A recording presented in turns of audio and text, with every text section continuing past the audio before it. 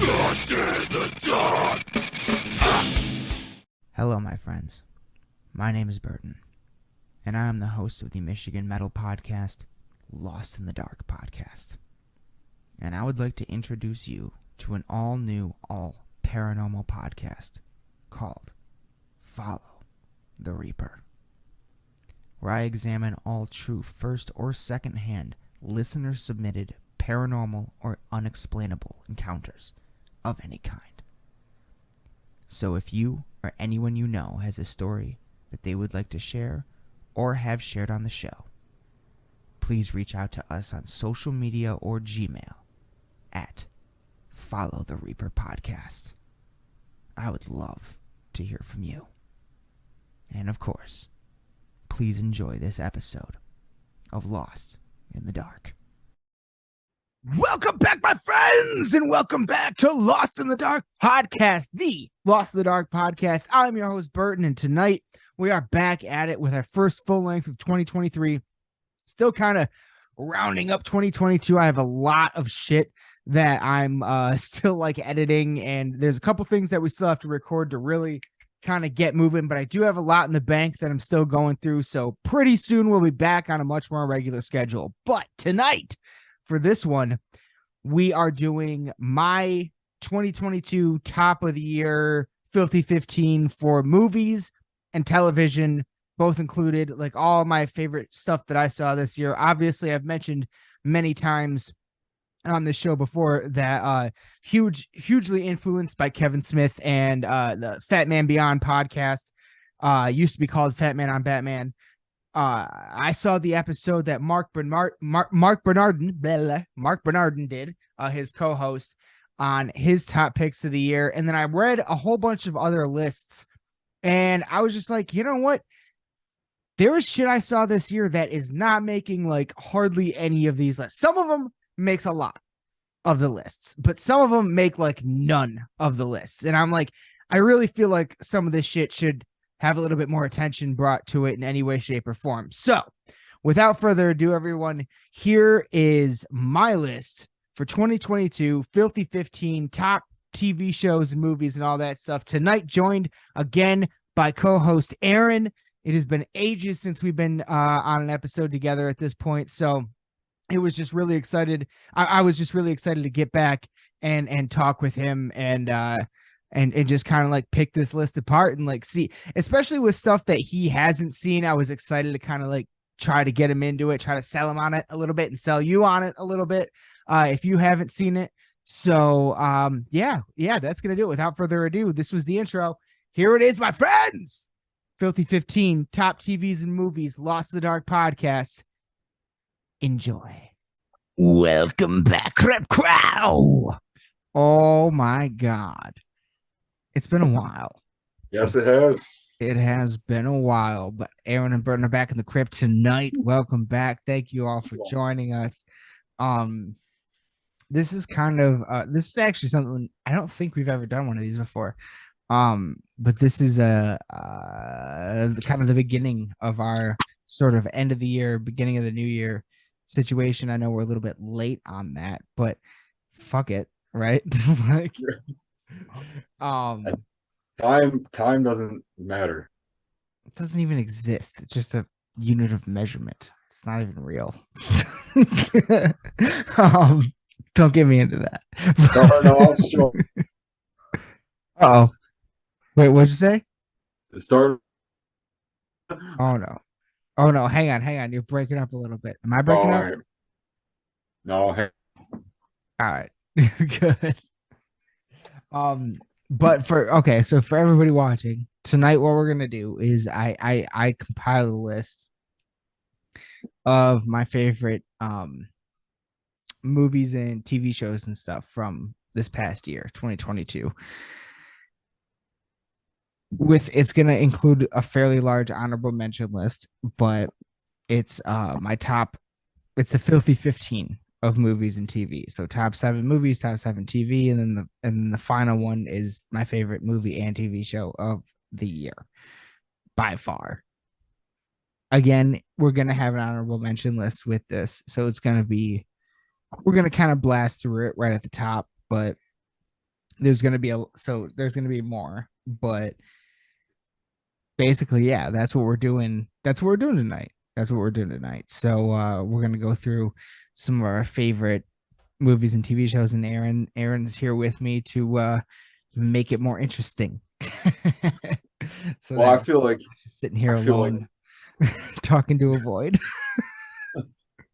well, hey, I don't know. I feel like it's a good way to kind of put put a cap on the what last year was, and then kind of roll into things because we're big on that. And I don't know. Yeah, actually, that's a good point because this last year we did more stuff with like movies and TV than we've done in a while. Outside of like trailer reactions and stuff like that. So Yeah, that actually is a good point. that was something I felt like I got a bit more into. Is I just giving myself the time to um just check out more things because I don't know. Mm-hmm.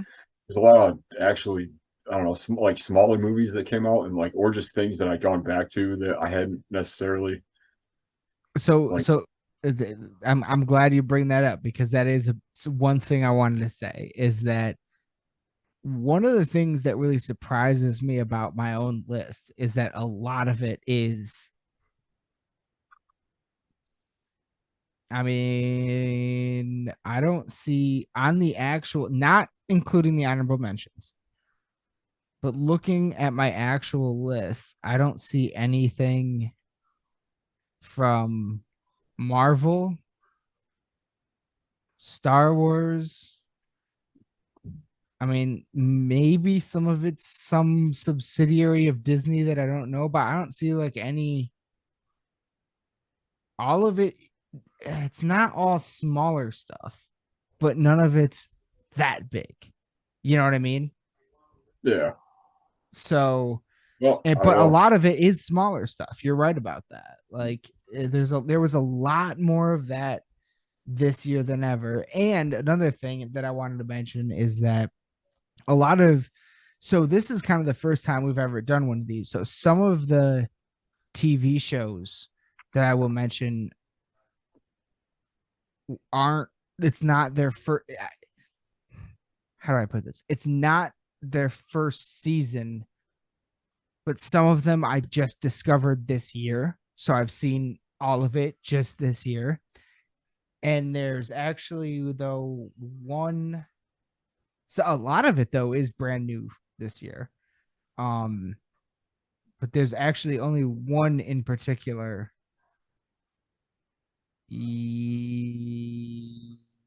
Two, actually.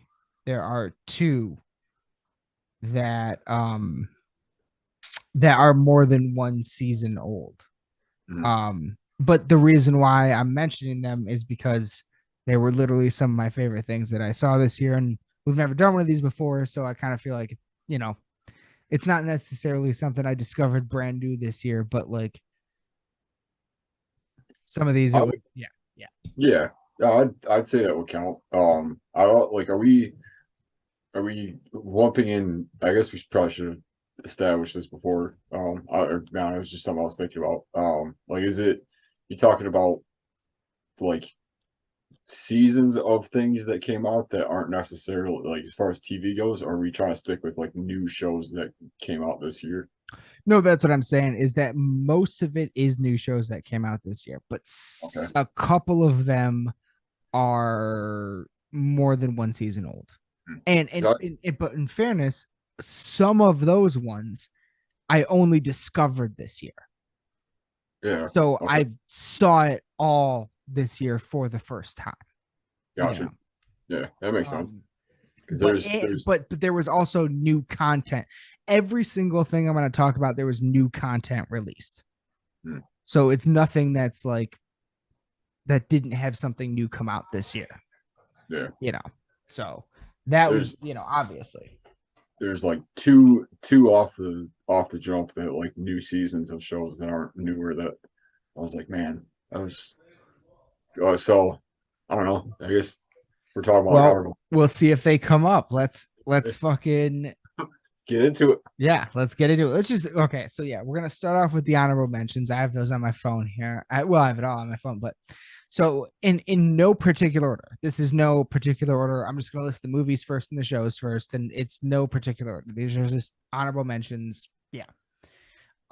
First in the honorable mentions from the movie section is Hustle. Did you see Hustle on Netflix? I think it was Kind Netflix. of. It was the Adam Sandler movie, the basketball movie, where he was like a basketball recruiter. You Oh, didn't see that?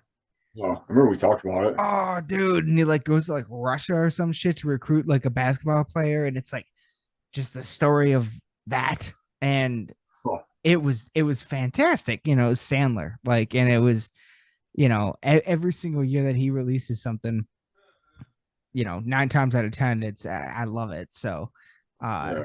and this was more. It definitely had very humorous moments, obviously, but it was way more of a drama.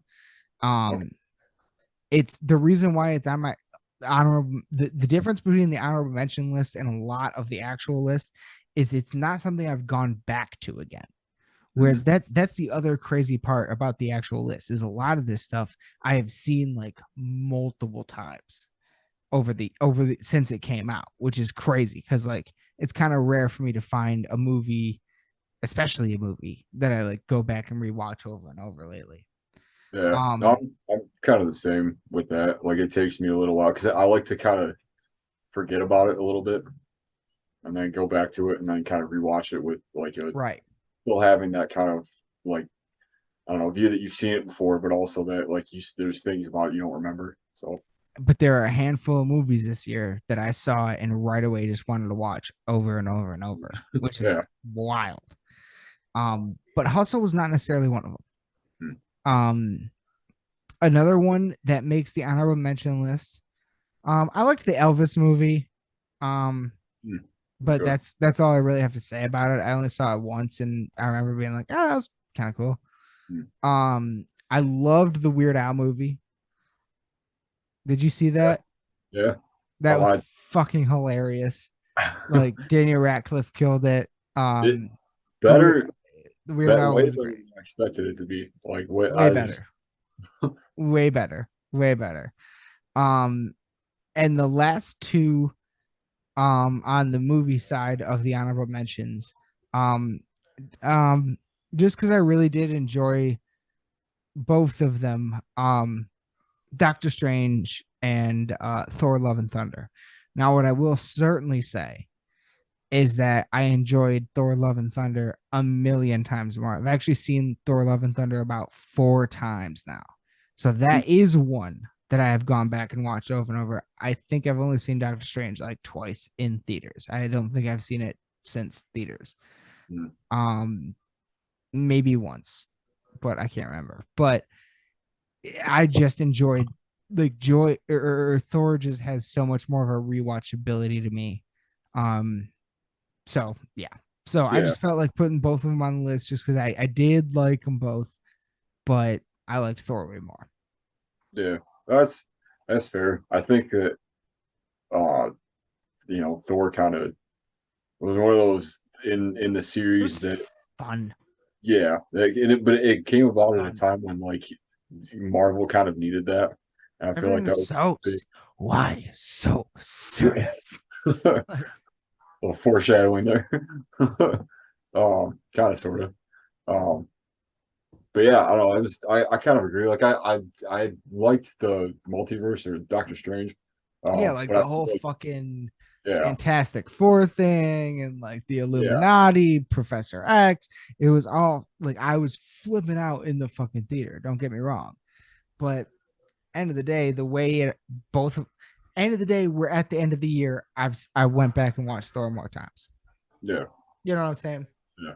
So Plus, I don't know. Felt like there was a lot of extra stuff in Doctor Strange, whereas Thor was just very like straightforward, like just kind of yes, yes, thing. The just a pacing of it was a lot better. Yeah, classic Thor adventure. yeah, yeah. Really, all those movies are good. Like just fun Marvel movies that come out. It's Mm-hmm. usually guaranteed like one every year. It seems like. Oh, more than one usually. Yeah, Um, yeah. That was solid picks. But moving on to the honorable mention TV shows. Moving on to those. Have you ever heard of The Old Man?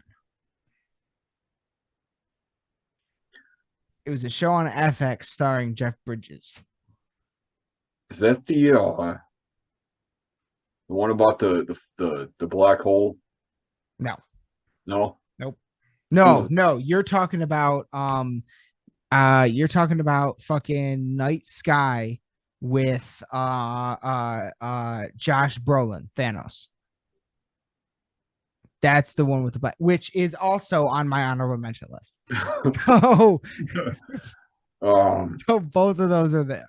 what was the name of it? What was the Night Sky. It's on Amazon Prime. It's like a black hole in his farm cornfield or whatever, like a farm or some shit, yeah? a What was piece of property. yeah? What was the one you were talking about though? The Old Man. That one's on Hulu, and that was an FX show with Jeff Bridges, and it was like a spy show. Like he's like an old blacklisted spy, and his daughter, and it stars John Lithgow too, in the I can't remember who plays his daughter. I can't remember her name, but she was fantastic. It was just a really, I think it was a limited series, and it was just a really fucking fantastic show. Like, I mean, John Lithgow and Jeff Bridges. There was like a whole like half of an episode where just those two were in a car together talking, and it was so fucking brilliant, dude. The dialogue, like, great writing, great directing, and you got some of the best actors in the game. Like, Yeah, it's so fucking good. I cannot recommend it enough. I think it's a limited series, so I think it's only like, a 6-8 episode run, and I don't think there will ever be a season 2, but I can't totally remember. Mm. I could be wrong about that. But I can't totally John, remember. John Lithgow is like Oh, come on. he Anything. anytime he's in any role where he's playing some kind of villain, it like No, Nissy's not a villain. He's not. uh, Well, he kind of, it in it that changes. Put it you this know, way, it changes. yeah. It changes throughout, and that's what makes it great. Like, you don't really, like, at first they start off as a bad guy, and then they go to you don't really know. You Mm, don't really know, and I love that. Like, that's one of the things that this show does really well. that's cool. Uh, so yeah, and it's like a spy thing, like it's fucking all intense all the time and everything, Yeah, and yeah, and it's yeah. Bridges is the main character though, and it's about like kind of him and his daughter. So at the end of the day, it's kind of a father-daughter story, which is really at certain, especially certain moments, really like kind of like can get to you. Um, a lot of the stuff on this list got to me. Um, yeah. That something I've definitely noticed about just things that I've been paying attention to, that, like either movies or otherwise, is like there's some times where it was like heavy. just like I like I don't really have an example offhand, but just like sitting there watching it and like just all of a sudden you just kind of like like well really I think maybe the last time that happened was last year, but it was the last Spider-Man movie. Like I remember Oh, sitting there at oh the my end of it god. and just being like, I need a minute. Like I I need a hug or something. Like this is Yeah, is that one? And then I am Iron Man. yeah. Oh yeah. Oh, destruction, Yeah. destruction. The next one Oh, on, what's the uh, next one? yeah, on the honorable mention list, Severance, which was actually an Apple TV show. Have you heard of this one? Heard of it? Yeah. It was at least written, or no, no, no, not written. It was like produced and maybe directed by Ben Stiller, Mm. and it stars, God damn it, I can't remember everyone right now. Adam Scott. Adam Scott and the dude from Mr. Deeds that goes, "I'm very very sneaky." Oh really? That guy. I haven't seen him in Love anything that. since Oh, then. dude, I see him pop up every once in a while, and it's kind of like fucking John Lithgow. Every time you see him, you just like, oh, he's in this. Yeah. Like, you just get excited. It's kind of a mystery show. It's a weird sci-fi show where it's like a situation where like these people go to work every day, and every day their memory gets erased, and they don't really know what they do, but you only ever see them at work, and they kind of start to figure it out and like start to like not like it and like want to know what's going on and stuff like that. So it's like this whole progressive like mystery sci-fi kind of Twilight Zone-y situation. Mm. Um and it's absolutely fantastic. Again, another one that's very well written, directed, and acted, and shot, and everything. And it was I it and it you know it's a mystery. So you have a cliffhanger. So I'm chomping at the bit for season 2. I really hope they do a season. I think they are, but I haven't really had anything confirmed. So I'm really looking forward to season 2. Because everybody in it was great. I love Adam Scott ever since I first saw him at Parks and Rec, and yeah, it's just a fantastic show. Yeah, it's really great sci-fi Twilight Zone kind. It's like an episode of Twilight Zone expanded over like 8 or 9 episodes, and I love that. You know what I mean? That's right up my alley. Yeah. I'm such a fan of those style of shows too. Like the ones where like it's that kind of like surreal sort of like space and like all of a sudden every like the like whoever it is like the main character starts picking out certain things and then like you start kind of like everything slowly kind of starts to come together towards the end of it or Yep, whatever. yep, Those are the yep. best. Exactly. I'm gonna check that out now. I didn't You realize there should. were so many people in it that I knew. Yeah. That's a really good one. Mm. Um, Next one on the list that I gotta throw on there again in no particular order with all these honorable mentions. Wednesday was great.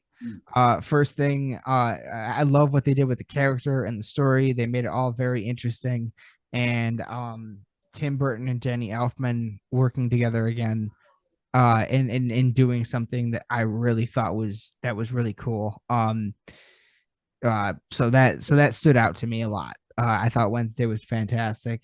Moon Knight, that was really good. Cool character, like all that stuff. Like I thought I enjoyed Moon Knight. Um, the new season of Stranger Things I thought was better than the last. I thought it was a particularly great season, and I look forward to the Yeah, next one. man, that's not That like ending that. was great. That ending was Oh, great. Like, yeah, dude. oh, it was so good. Like I liked it That way better than the last season for sure. Like I thought it was a great season. I went into it thinking that this was going to be the last one. I didn't look into it any further than realizing that there was one after this.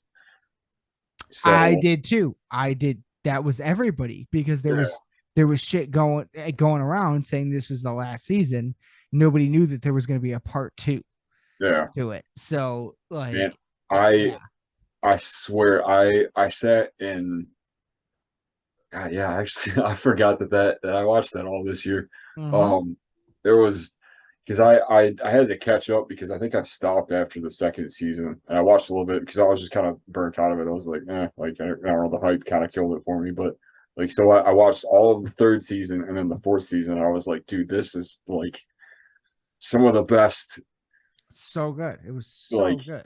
how they how they wrapped up the stuff with 11 and kind of made that whole thing Yep. make sense. And you figure out who Vecna is by the end of it Yep. and like the shit with Ah, what's the they was it it's what's the redhead girl's name? Is it Sam? I want to say it's Sam. yeah. Sam, and she like does the fucking thing. Yeah, Like, yeah, they they did her so dirty at the end of that season. they did. They did. They, But that makes they've been kind of doing that since the first season. Remember, like that's true. Yeah. Finn's sister's friend that just got like eaten in the pool or whatever, and she still like Oh haunts everybody.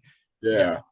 She's like paralyzed now. Like something crazy. No, can't. she died. I don't know if she ever came back. I can't remember. I don't remember all. It's again that came out. I don't really remember a lot of it. Yeah. Well, I think I could maybe I'm remembering it wrong. I don't know, but I want to say that like at the end of it, she was like basically paralyzed and like couldn't see anything and couldn't move, but she was still alive. So because like the one kid comes to see her in Oh, the but didn't they find her in Vecna's world? Wasn't she one of Vecna's like victims or something? I I have to rewatch part Yeah. two. Yeah. See, we don't remember all the Somewhere in there. details. It's been a Yeah. while. It's been a while. Yeah. But It either was a way, great yeah. season. Great season. Yeah. David Harbour killed it. What was the Yeah. other what was the other fucking thing he was in this year that I just loved him in? Fuck. Oh shit. Maybe that's the thing I've been forgetting. Look up what he's been in this year. But next on my list is Sandman. Sandman was great. It was kind of like a dark supernatural Doctor Who to me. I thought that was fantastic, and I thought the guy that played Sandman could play a great Doctor Who. And it was just like really cool to get a really good live action adaptation of one of the greatest comics of all time. Um, so I thought Sandman was great, and I hope we get more. Peripheral. Keep looking that up. What's he been in? David Harper, something. Sorry, yeah. I had to figure out. He was in something else besides that really I loved. I can't remember it right now. That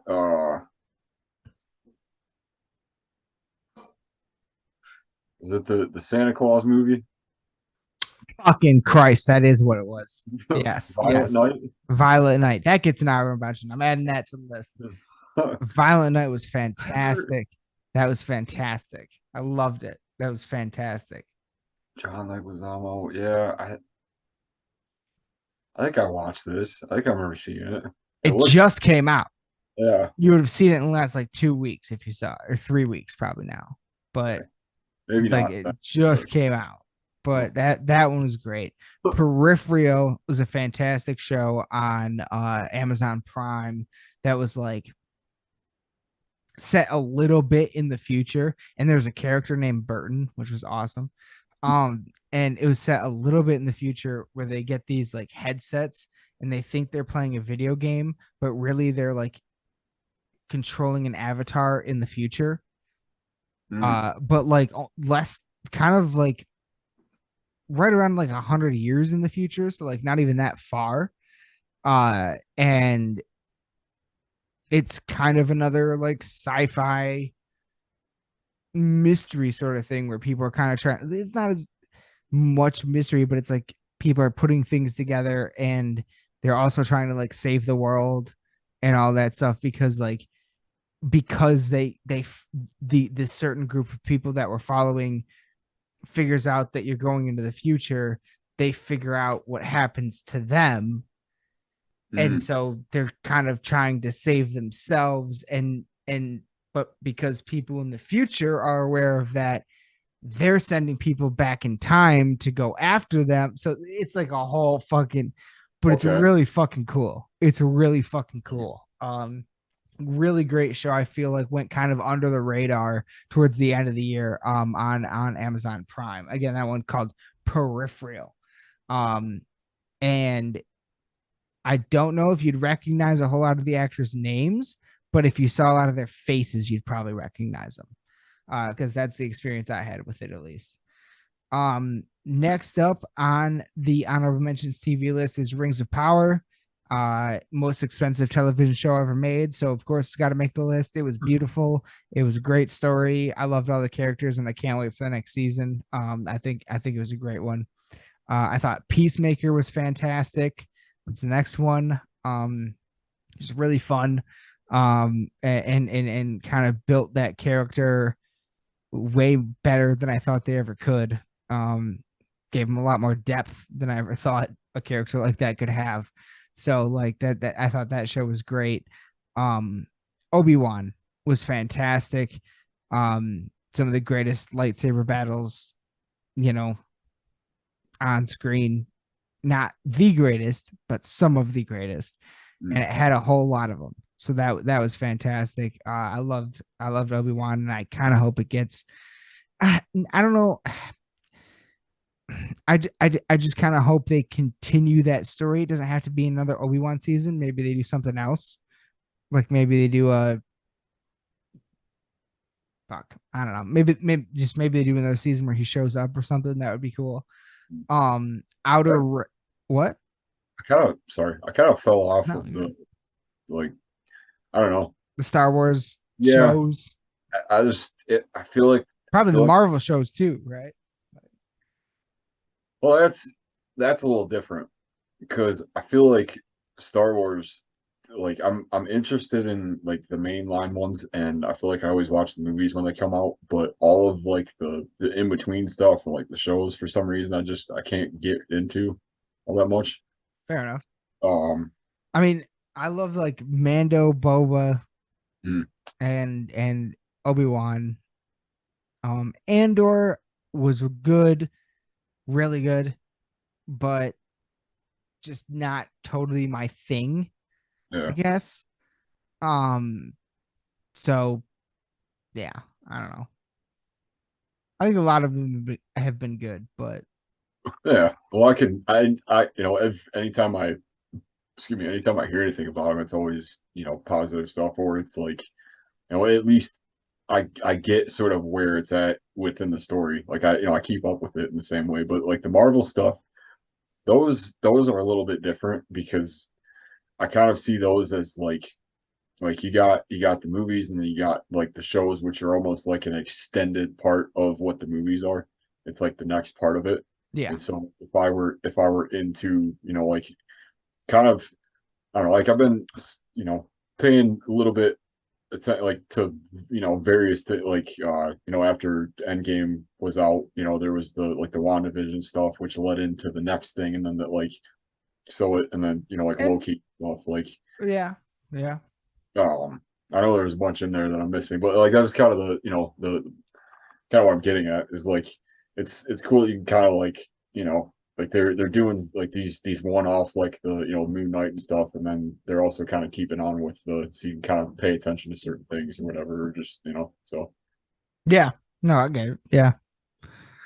Um, but those scenes in Obi-Wan where Vader versus Obi-Wan were fucking awesome. oh yeah Like yeah so sick.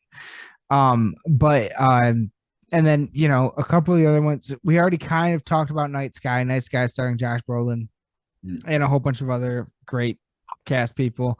Um, basically, rancher finds like a black hole in on his ranch, and I'm not going to spoil anything, but it's another sci-fi situation where you don't really know what's going on, high drama mm. and all that kind of thing. I just really enjoyed it, and I hope it gets a second season because that one ended on a huge cliffhanger.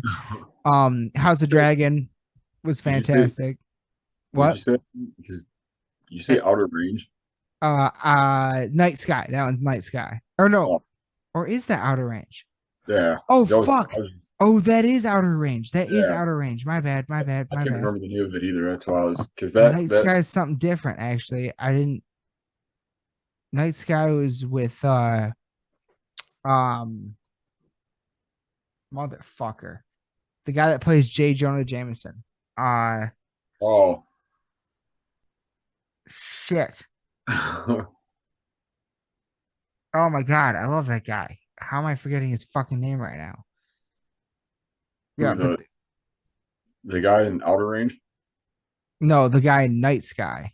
Oh That one was another like sci-fi thing where like two people like kind of sort of find like a weird black hole situation, and they're just like it's hard to explain, but like they're just like J.K. in Simmons. J.K. Simmons, thank you. And J. they're Jonah. just like in a room where they're on a different planet. Like they find like a portal to like a different planet. And that was Mm, another good one on Prime. And then yeah, House of Dragon was great. And then the last one on the honorable mention list is Murderville. mm, Murderville on Netflix with Oh, come on. I'm gonna be forgetting names for the rest of the night, apparently. Dude, are you serious? He was the voice of Batman in Lego Batman. And Okay, he was Will on Arnett. Will Arnett. Thank Will you. Arnett. Thank you. Thank you. Thank you. Have you seen Murderville at all? Yeah. Oh yeah. Dude, it is The so brilliant. Like it's a sketch comedy show basically, where it's like every week it's like a detective solving a crime, and there's a new celebrity that comes in, and they don't know the script, and they're the only one that doesn't know the script. So yeah. their stuff is all improv, and everybody else is just kind of scripted. And you can see them break so many fucking times. My favorite episode is the Conan episode.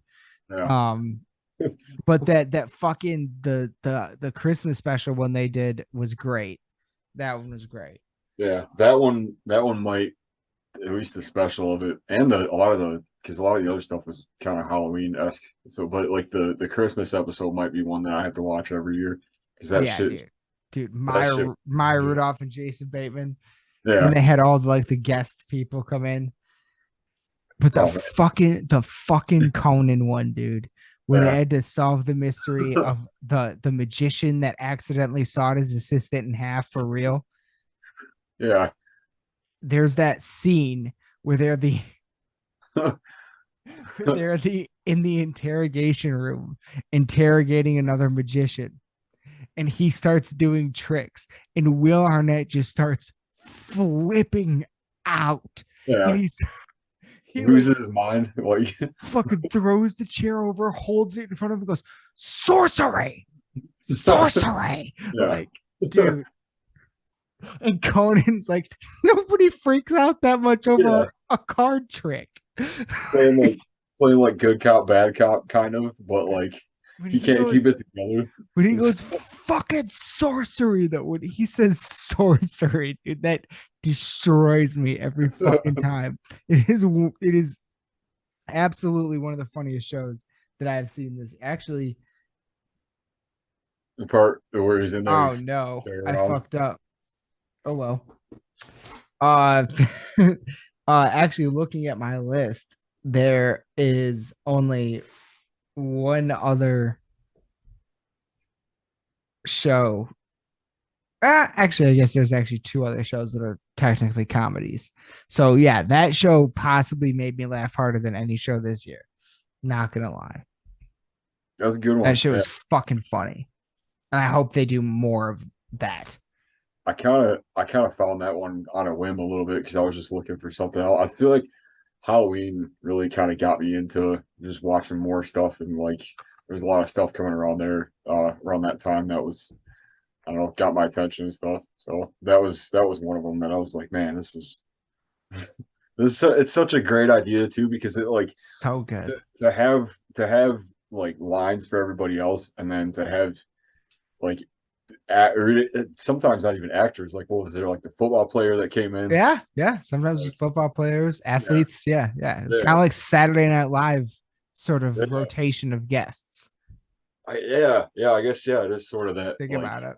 yeah, but it was, instead of it being like, just seeing how they respond to certain situations in a way that is like, you know, like comedy that a lot of times leads to other jokes and like other bits that wouldn't be in there just because they said something like it.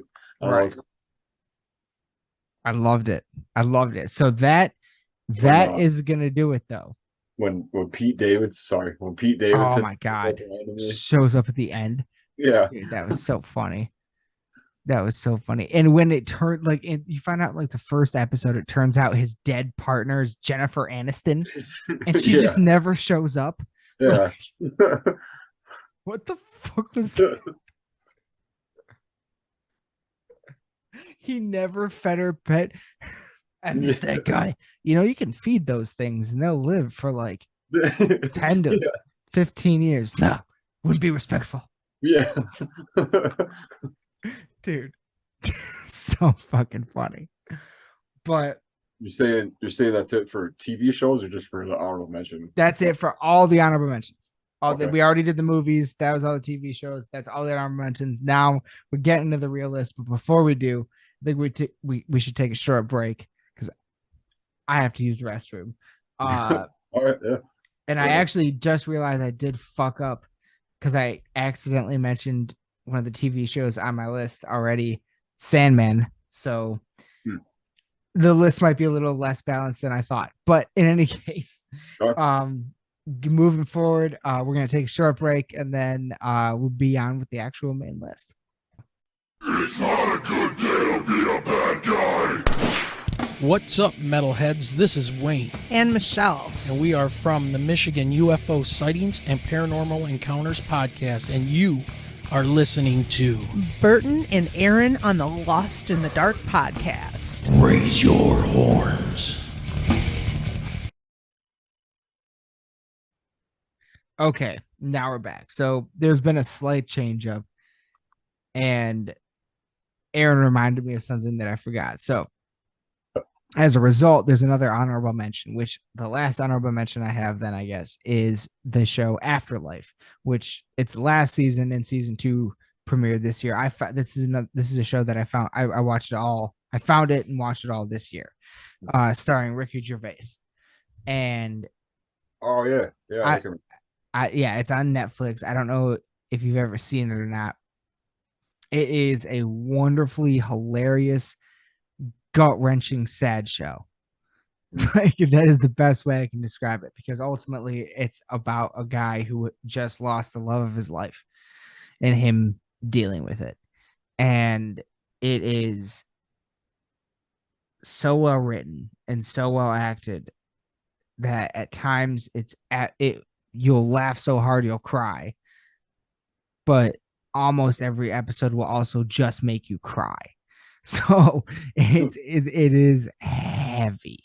It's very heavy, but it's a wonderful show, and I felt like I needed to mention it since you brought up something else. So anyway, now getting on to the main list. I guess I'll just like go back and forth. Again, no particular order. Except for the final one. That one is, those two are number one, but all the rest of these are in no particular order. So I'll go from movie to TV show. First movie, The Northman. Roger Eggers, The Northman, starring one of the Scarsboroughs, about Vikings. I think Ethan Hawke is in it. Willem Dafoe. What's her name? The girl that was in the Queen's Gambit, I think, is in it too, and she was fantastic. Okay. I can't remember. You know what? I'm just gonna look it up. But that movie is a movie that I have watched like 4 or 5 times since it came out. Like, I fucking love that movie. I think it's absolutely one of the best movies that came out this year. Alexander Skarsgård, Anya Taylor-Joy. Oh yeah, Bjork's in it. Nicole Kidman, that's right. Ethan Hawke, Clay Spang, Willem Dafoe. Yeah, it's a hell of a cast, and just an amazingly beautifully shot movie. All of it was like practical effects. They actually built all those sets. I watched a featurette where they said that the sets that they built were so fucking accurate that once they were done with them, like, people started using them as basically museums of like historically accurate replicas of what was there at the time. Like, it was that spot on and shit like that. And it was just, that is a movie I will watch over and over and over. I love that movie. I think it's just so fun. And ultimately, I remember seeing somebody saying this on some interview or something, where it's like ultimately kind of like the story of Hamlet, but done with Vikings. And it was just a beautifully, I think, shot, directed, written, produced movie that really like stands out heavily against almost anything else I've seen this year by far. So the Northman makes the list for sure. And I'm super into Vikings. Oh, dude, yeah. And matter of fact, speaking of which, you know what? I'll the first TV show that makes the list tonight is Vikings Valhalla on Netflix, which season 2 comes out here in just a couple weeks. That first season, I loved the original Valhalla or Vikings series, which I think was actually on History Channel. Yeah. And Yeah, now yeah. it's all on Netflix. Mm. And Valhalla was fantastic. It was a show. I think it was only like 6 episodes long, so I watched it a couple times. Mm. And I'm really, really excited for season 2. The trailer looks fantastic, and I think it comes out before the end of the month. So, yeah, like the Northman and Vikings Valhalla, it was a year, and the movie Thor coming out, it was a fucking year of Vikings. Yeah. So, and a new Amon Amarth album. So it was just fucking back to back to back, bro. You To can't back. you can't write it like you can't make that up. Like that's just the timing of that. 2022 was the year of the Viking, and I was in love with all of it. So Yeah. Valhalla, great series. Original Viking was obviously amazing. I don't know if I like this Valhalla version as much, but I love it kind of on its own merit, I guess, without comparing. You know what I'm saying? Yeah. So I it's always a great show. I'm always just like anytime I watch anything like that, I know that it's gonna be like film wise, it's just gonna look amazing. Like no matter what it is, because that kind of Oh those man, the shots, like yeah, just the environment. yeah, You know, it's kind of like the fucking Lord of the Rings in New Zealand, and it's kind of like that kind of a thing. You know what I mean? But it's like yeah, the Scottish Highlands or Norway or yeah. like You just oh you get pulled into this world for however long it is, and it just kind of like I don't know, like it all sort of like sticks with you. And usually it's pretty gritty stuff. Like mm-hmm. it's always cool to see because like I always hear like stories about Vikings and stuff for a long time, but to see like a depiction of it that's Did you see the Northman? Did you ever I don't see? know, I didn't, Oh, you but want to talk I've gritty, bro? yeah I've Dude, seen the battle scenes are yeah fucking insane. Like, oh, you gotta see the Northman, dude. You would love it. You would love it. well, But honestly, the Viking show itself, which I yeah think is all on Netflix now. I think. I could be wrong about that. But that show itself is also the very first scene in the very first episode is yeah. so good. Like, What was that? I feel like there was some. I think I'm getting it confused because the Northman was the actual movie about like the like the no, it was like the Viking stuff, but wasn't there a show that was about like it was like a parody kind of that was a yes, that was the Norseman. yeah that's right Norseman. Yes, that's yeah also on Netflix. Yes, and yeah that was hilarious. That's a yeah very good show too. Yes. Yes, that is a thing. that maybe that was why I was thinking I'd seen it, but yeah, okay, I'll check it out. Um, you definitely, yeah. We're gonna next time you come over, I'm probably gonna fucking convince you to watch that shit because you're gonna fucking love it. Yeah. Um, again, the only drawback about either about the Norseman, the Northman, and the Vikings TV show. How are y'all not using Amon Amarth music? Like, Yes. how the fuck? It's low hanging fruit you're not picking. That's the only complaint that I have. What the fuck is wrong with you? How much better would these battle scenes be with Okay. fucking shield wall going on by? Like, dude, Well, fucking that with was like Odin at our side. Like, yeah. That was one of the first things we talked about when we all left Thor. It was like, why say are it. we still Don't oh, why are what we the fuck still I thought, using- though. You're gonna use half of Appetite for Destruction and Yeah, not one Amon Amarth song? What yeah, the fuck? Like, yeah. Jesus Christ. Odin be my name. Like, come on. low-hanging fruit, my friends. I got a goddamn drinking horn behind me right now. You Yeah, man. motherfuckers. Like, come get your shit together. Get your shit together, Marvel. Like, anyway.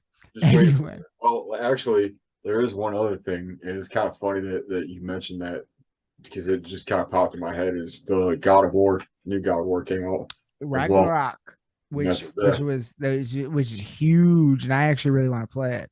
Yeah. Because I've heard certain people say certain things that made me go, okay, I need to check this out. So Yeah. Dude, and it's actually they made me want to check out the one before this and then this one. Yeah. Oh, they're So, first one's incredible. Like it's one of the best games I've ever played. Like well, it's not the first God of War though, is it? it's the first in the new forming, the new series of it. So like it's a new story. right. Yeah, it's a whole new Ah, the first, okay. the first three and whatever like the other extra ones were the PlayStation ones, which is like the hack and slash kind of like you're Okay. just killing gods like you're so like you did like it's which is also Gods. yeah, like they're worth playing because they're I mean they're still fun, but they're a bit more simple and like the newer ones are a bit more like narrative based. They're more like fucking Red Dead. Yeah. Yeah. All More right. old All stuff. right. I And get for it. for someone like you that's into That's what I'm into. yeah, oh Yeah. dude, like I'm a few hours into the new one and I'm like, dude, this is like miles ahead of where they were and just so yeah. I'm gonna have to check that out. But moving on this list. Next up on the movie side. So we already did The Northman and Vikings Valhalla. First two on the movie and the TV side. Next one up, which again, no particular order, but Aaron, I know you particularly enjoyed this one, and this did, believe it or not, come out this year, which was one of the ones that surprised me. Next one up on the movie side, Studio 666. Oh yeah. I mean, come on. You got a movie about the Foo Fighters basically being kind of metalheads and moving into a house and getting possessed by demons and killing everyone in the band. Spoilers. And Yeah. trying to record an album. And you got Whitney Cummings, Will Forte. Like you have an endless list, like rotating list of huge cameos that were fantastic. Like it was a absolutely wonderful heavy metal comedy. To me, it ranks highly on my list of comedies up there with like, and I know a lot of people probably don't know some of these movies, but like this is one of my favorite like kind of underground movies ever. Like up there with like Hell Baby, like Studio 666, Hell Baby, Strange Wilderness, Say like Pick a Destiny. Pick a Destiny. Totally, I think Jack Black is in it at some point. Pick a Destiny. Weird Al, the new Weird Al movie, which we already talked about, might even make that list because that was a great one. Like stuff like that. Like it is a movie that I have already rewatched. I will rewatch every Halloween season. It's on my Halloween rotation, and it's just fun, hilarious, fantastic, great movie. Foo Fighters killed it. Killed it. You know, every you know, I started off. I'm someone that started off not being a giant fan of the Foo Fighters. Never was a fan of Nirvana. So like, you know, blah blah blah. But over the years, time and time again, they have won me over. Whether it be me watching a live performance randomly one day at my grandparents' house and them having Lemmy Kilmister come out and sing with them. This movie that they just made, podcasts I've heard Dave on, you know, and then obviously this year we had to lose one of them, but it just, you know, it was time and time again they win me over. And now I at like even going back to the days where I didn't like them, listening to that music, I've now fallen in love with that music. I love their music. I respect them. I think they wave the flag for heavy metal in a big bad way, and I loved this movie. So it just time and time again the Foo Fighters win me over, and that's a big reason why this movie makes the list, because I've seen this movie like at least 4 times. A lot of these movies I've seen like 4 times this year. So Yeah, it's just like a lot of these are re-watchers, which is why they made the list. yeah. A lot of previous years there hasn't been a lot of those. It's been quite a while since I've had this many, quite frankly. And that is definitely huge. One of them for sure. So Studio 666 makes the list. I that one for a couple of reasons. It's like much like you said, I watched that one a few times as well. Just like there's just certain bits of it that are so like, and that's kind of the thing about what you're saying about like Foo Fighters, Dave Grohl and stuff is like they are like a lot of the stuff that I've seen, whether it be like interviews or whatever, like they really kind of are, pretty like, they shoot it straight and like, Mhm.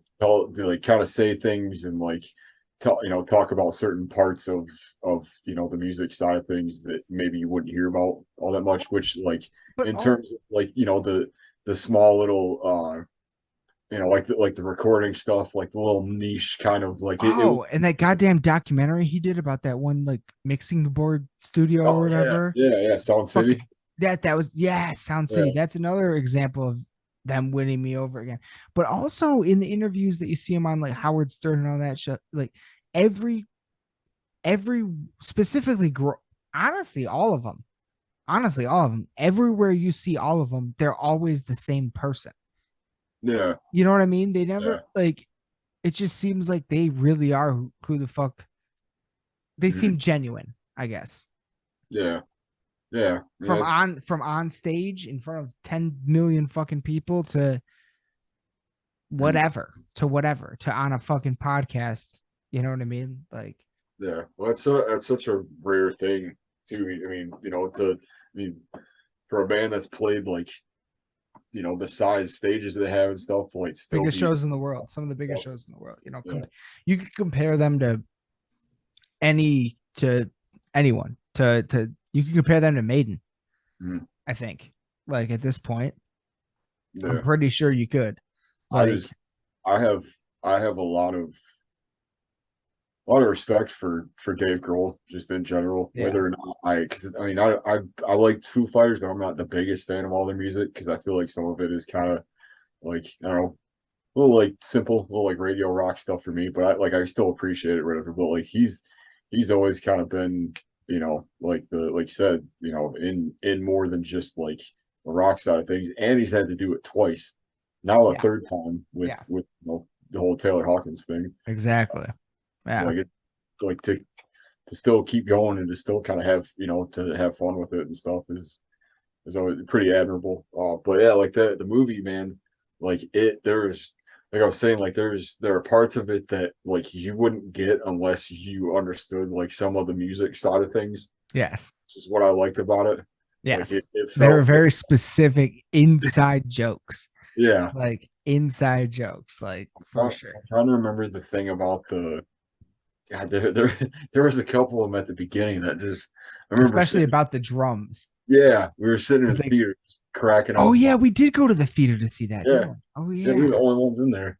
That Oh, see, this is why yeah, it needs to be on the list, because not enough people are fucking talking about it. yeah, Definitely makes the list. So that is another one, because we actually did a whole episode about it, which, believe it or not, when I look at the analytics, still gets views on a regular basis. yeah. Kind of crazy that episode gets views. So hopefully people are checking this movie out. It is definitely, and that is one of the things that we talked about on that episode, was how like the inside joke, the music inside jokes, Yeah, that made us laugh really fucking hard.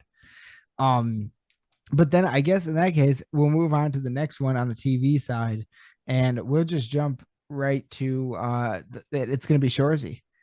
Obviously the spin-off of the wildly popular Canadian television show Letterkenny. Shorzy was a character on there, played by Jared Keeso, the main character of Letterkenny, he also plays Wayne. And Shorzy got his own little spin-off episode, which is all about like hockey. He's a hockey player, and he goes to a different town besides Letterkenny to play hockey and start a team. And it is, I mean, it's one of those Letterkenny and Shorzy, they're kind of the same type of show and type of comedy, which is such a weird type of comedy. I imagine I relate it to people in the United States when they first discover Monty Python and try to show it to their friends. Because I remember that when I was a kid, and only like Preston got it. Like nobody else got it. They're like, why is it funny that he's talking about an African or European swallow? Like nobody understood why it was funny. But like I did. I thought it was fucking hysterical. And that was partly because my dad showed it to me. And he thought it was hysterical. And so like that kind of like made me get it in a weird way. Yeah. And like now I feel like Letterkenny's kind of the same thing. Like it's not really something you can totally explain because it's so dialogue. It's dialogue based and it's so rhythmically based. It has such a rhythm to it, like that nothing coming out of the United States that I've ever seen has anything quite like that.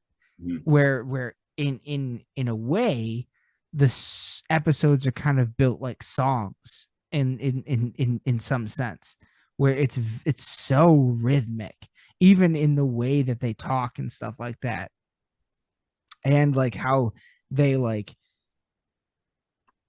go, like if like if like a joke comes up, each person has to like do a different variation of the joke over and over and over, and it's just like, you know what I mean? Like it's hard. It's a hard thing to explain to people that have never seen it.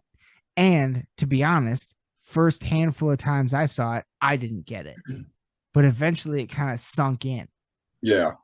And I feel like partly that's because when I started to watch it, I was already a fan of Trailer Park Boys, which is another big Canadian, which has a total different feel than anything coming from the United States. Right. Comedically wise, TV show wise, and stuff like that, aside from the documentary style. But in fairness, most people would credit The Office with coining that. Trailer Park Boys came out in 1999, my friends. So they were doing it long before any Office. Like I always forget about that. They came out the first episode of Trailer Park Boys and the first episode of Jackass aired in the same year. That's crazy. Isn't that fucking insane? Yeah. I never put those two together. But... Yep. Because there was one time where Trailer Park Boys had Wee Man, Pontius, Preston, and someone else. I think Aaron on their podcast, and they talked about that. They figured out that they all started in the same fucking year, and they were like, "Holy shit!" Like, yeah. I mean, it makes sense as far as the humor goes, as far as like the style of show that it was. Yeah, it does. Honestly, yeah. When you go back and watch the first seasons of Trailer Park Boys, it kind of looks like Jackass in a way. Yeah. Like in a way, like the way it's shot and all that, like it really does. So, so I kind of feel like having kind of a I don't know what the word is, but a pre thing for like this particular odd specifically Canadian humor that I'm not used to, me already loving some of it made Letterkenny, like, even though I was like, first few episodes I ever saw, I was like, the fuck is this? And and then it just sank in, and I was like, okay, this is fucking hilarious, actually. Yeah, And so it kind of like takes a minute, and it's the same thing with Shorzy, because it's the exact same kind of fucking thing. yeah. It's very fast humor. Like Very fast. you You know, gotta kind of be paying attention to like I, some of the like just the wording of things, and like I sometimes what you think something means is not what they're talking about, and like sometimes like it oh, changes real because quick. You gotta because like, because they're so heavy in their slang, right, and yeah, we don't have any of that slang. yeah. So it's like you kind of have to like figure it out, bud. You know what I Yeah, mean? Like, yeah, but you know, one thing, one thing that I accidentally did once watching a Letterkenny episode, I just forgot that I had subtitles on, and I watched it with subtitles, and I got shit that I'd never heard oh, before. I was like, yeah, that's what there's. I was like, oh, like it made some of the jokes even better and stuff like that. So like, because it is so fast. They're almost like, that's why I said rhythmic. It's yeah. almost like they're singing or rapping, or like talk rapping in a way sometimes, like when they're going off. Like my favorite episode, I think it's in like season 4, called "The Fuss at the Golf Course," with those are Canadians, those careless gooses. Yeah, Also, careless, like whenever they're fucking insulting the people on the golf course, it's yeah, almost like a fucking song. Like it's like the way how fast it is, and how rhythmic, and how it goes to one to one to one. Like it's like Bone Thugs and Harmony in a weird way. Like it's fucking, it just goes that way. It's like a rhythmic group of people fast talking, or almost borderline rapping, but in they're doing is telling jokes. Mm. And it's such a cool thing, honestly, to see. I love it. I love all of it, and that's why Shorzy makes the list, because it's right up there. And quite frankly, it the first like it's the first time it's the first spin-off show that Letterkenny has ever had, and it fucking landed perfect 10 on skates. Like God, it was unbelievably hysterical. It yeah, was well written. It was like, it almost felt like, I mean, it's just it. I don't know. It's just yeah. It was just like it. I don't think, I can't even think of anything I could possibly compare it to. like Like I, it'd I, be like if the only thing I could compare it to is, it'd be like if Trailer Park Boys came up with a spin-off show of J Rock, who's in Letterkenny, yeah, yeah, and in the first season of that was as good as like the first handful of seasons of Trailer Park Boys. You mm, know what I mean? Like that's the only way I could really compare it. So yeah, like it's just that good. It's so good, and that's why it makes the list. So yeah. There were just like thinking back on it now, I wish I would have had a little bit more of a refresher on it, because I'm sure I'm forgetting parts of it, but just like because I think what kind of makes it is that because Shorzy was a character in Letterkenny, but you never saw him. He was just you kind never of there. saw his full face. Yeah, He was he like was the always, neighbor in Home Improvement, right. or he was the character you never saw his full face because. But in this case, it was because the main character in Letterkenny also played him, so you Yeah, couldn't see it. So he was always you would always either see him in a bathroom stall, you would hear his voice out of nowhere, you'd yeah, see him from the back working out, or yeah, you'd see him in full hockey gear and he'd have a face visor on. yeah.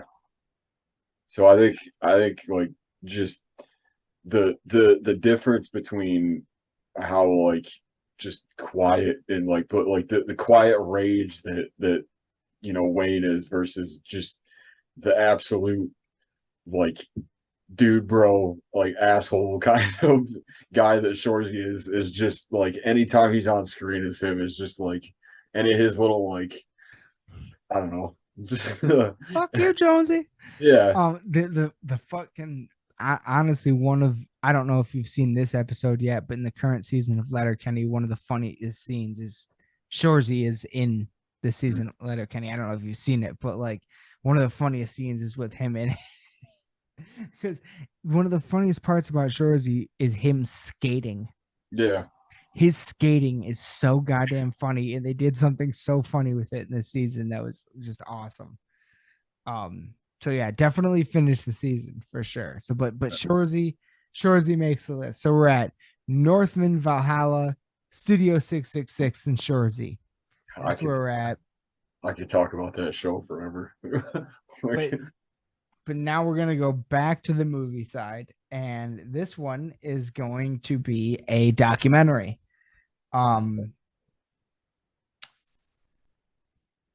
Next one on the list on the movie side is Dio Dreamers Never Die. Mm, Has to be. thank you. Has to be. I'm so glad that we're talking about this.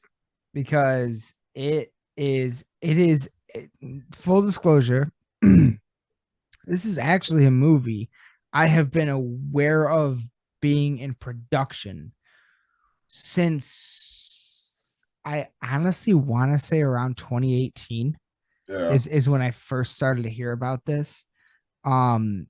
Quite a long time ago. Like, this has been in production for a long time.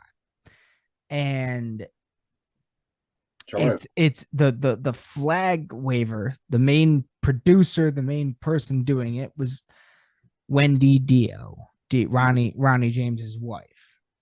And she is a big part of the documentary. The documentary has everybody in it. I think, Jesus, I should actually look it up. yeah, man, it like, and who like you can tell that throughout the entire thing that it just has a level of care to it, and like if anybody else were to try to do it, I don't like it would have been.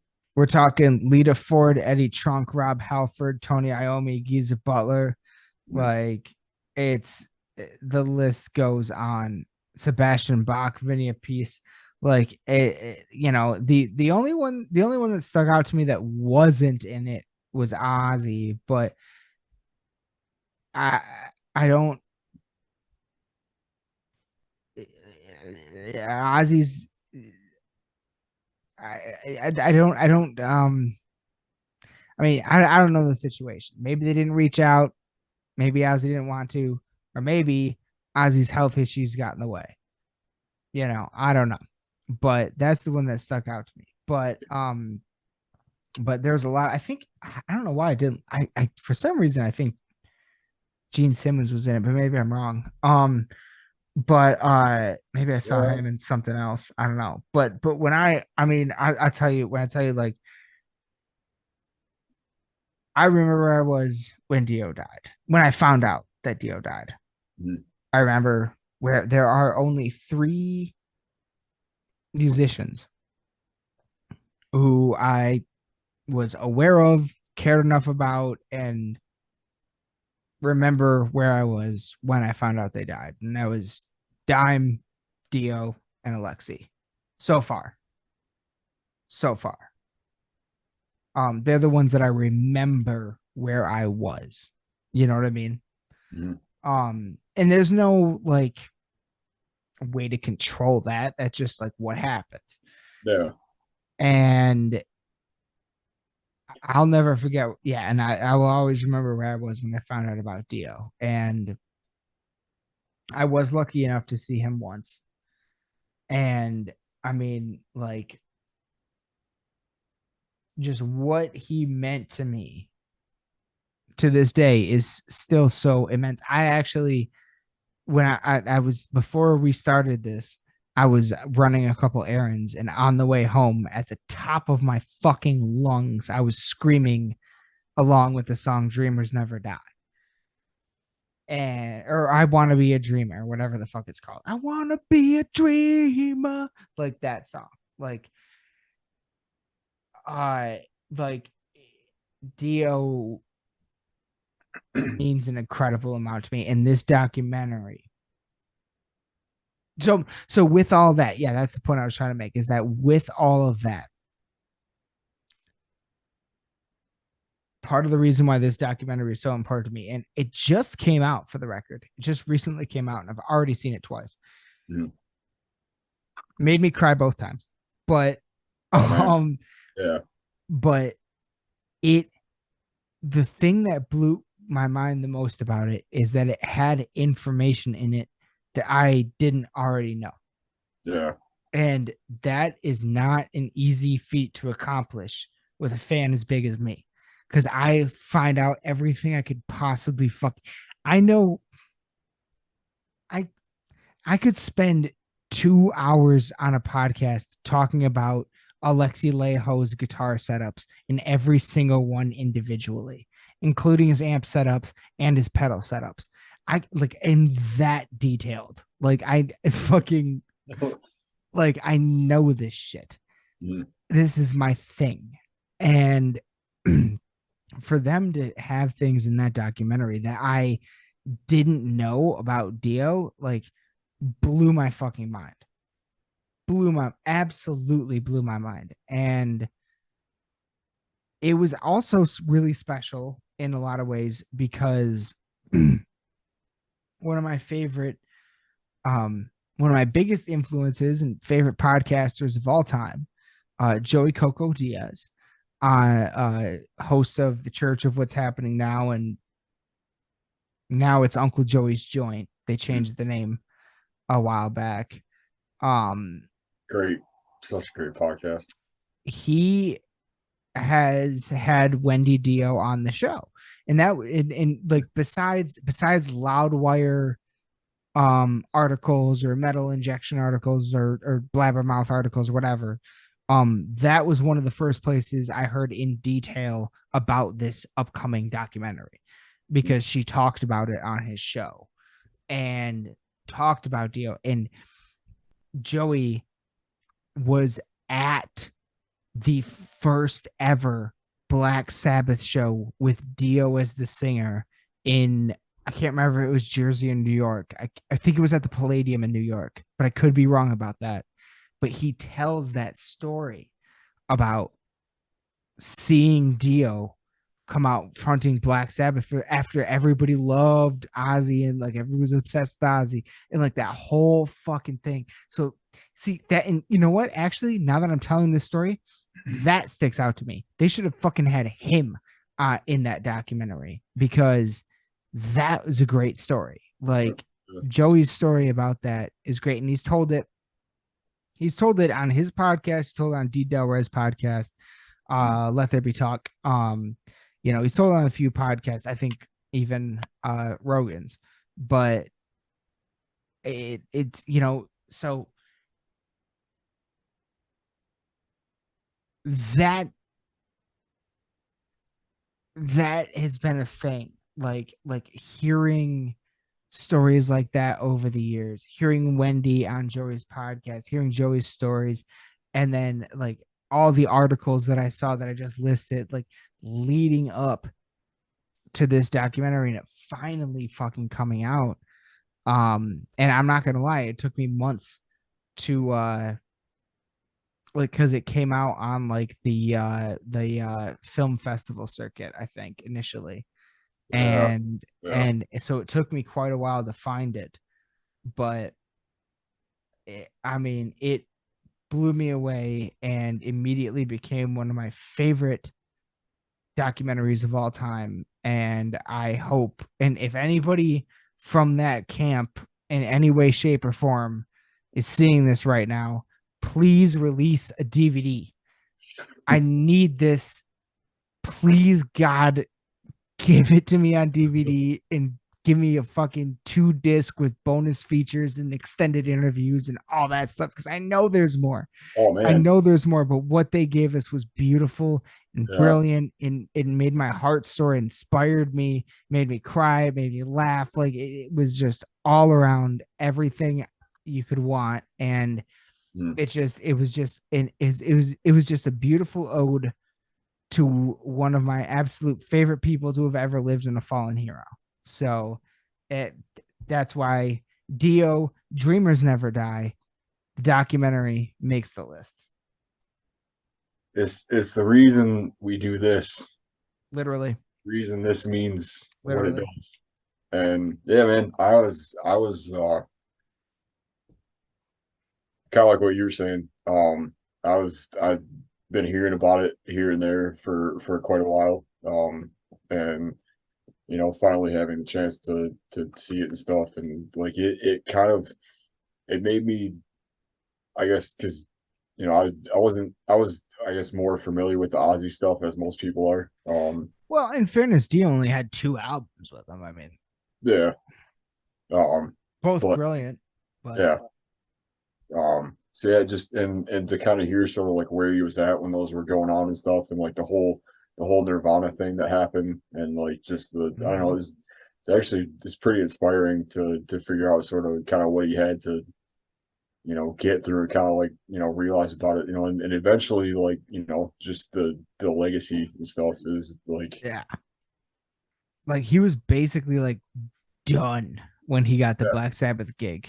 Kind of yeah, reminds me of like a Mon Amarth when they just popped off. Like they're basically done. Like yeah. We're gonna do one more and then that's we're it. out, and then Yeah, like yeah. I don't know. so That's crazy. I just I always anytime one of these comes out and that's about somebody that whether I was a fan of or not, like just to know like the story behind it and stuff always makes me appreciate it more, and I usually most times gets me more into what they were doing and stuff. So And there actually was one other documentary I wanted to mention, but I didn't feel like I could because it was a Vice thing. So it's not like a movie oh, or a TV show, mm. but like that BAM thing, like Oh yeah, was yeah. great. Like so, but yeah, Dio, the Dio Dreamers Never Die documentary. If you haven't seen it, and if you're at all even half of a fan, fucking look that shit up because it is spectacular and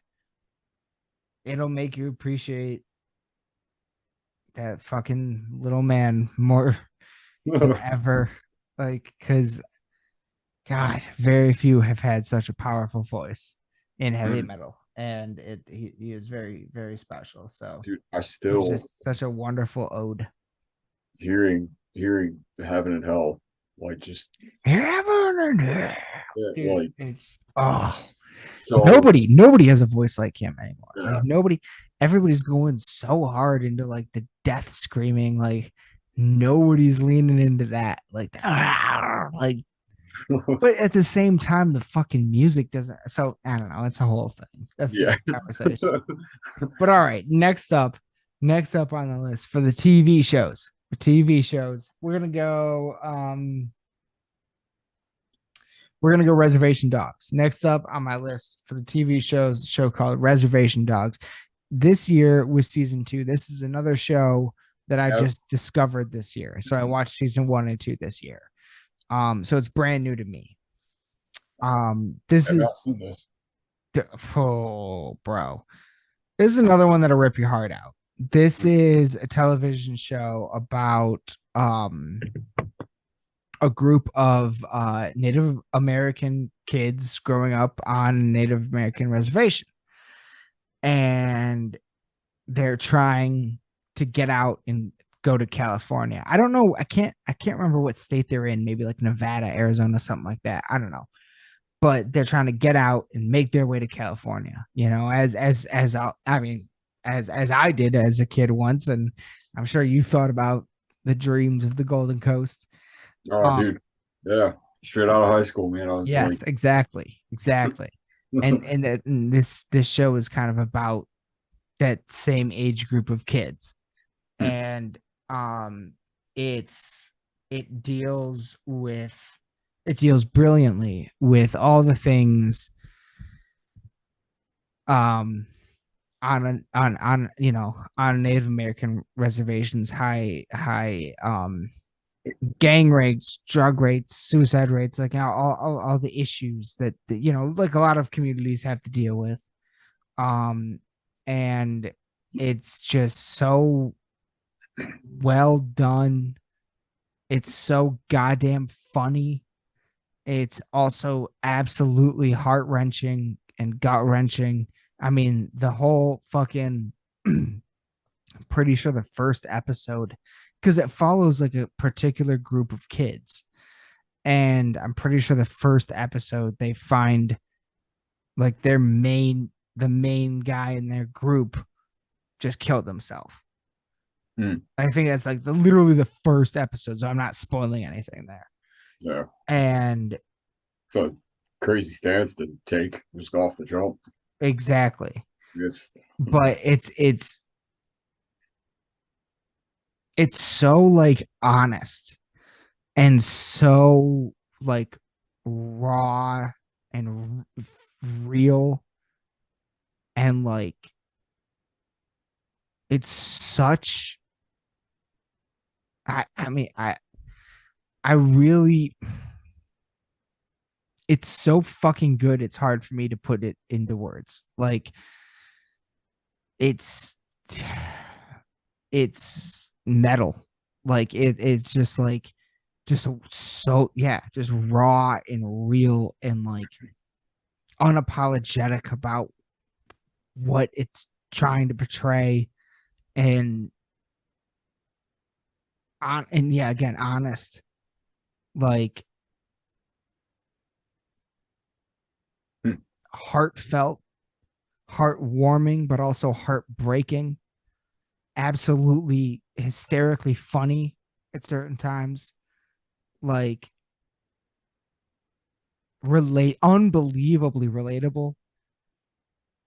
I mean, it's just it's just a wonderful, wonderful fucking piece of work that I love and appreciate.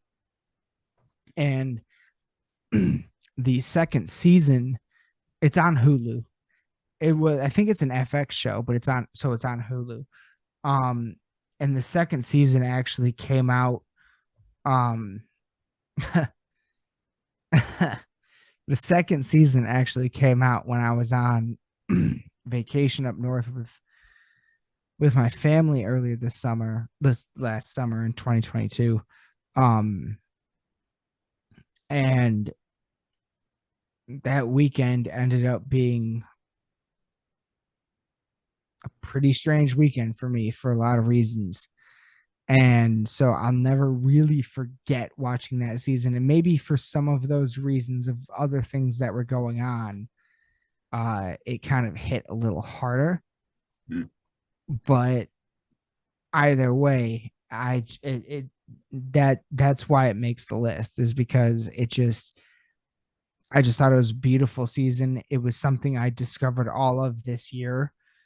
And I think that it is, I mean, and maybe I'm wrong. Maybe I'm just not seeing people freak out about it, but I just think more people should be freaking out about it, because I think it deserves like every award.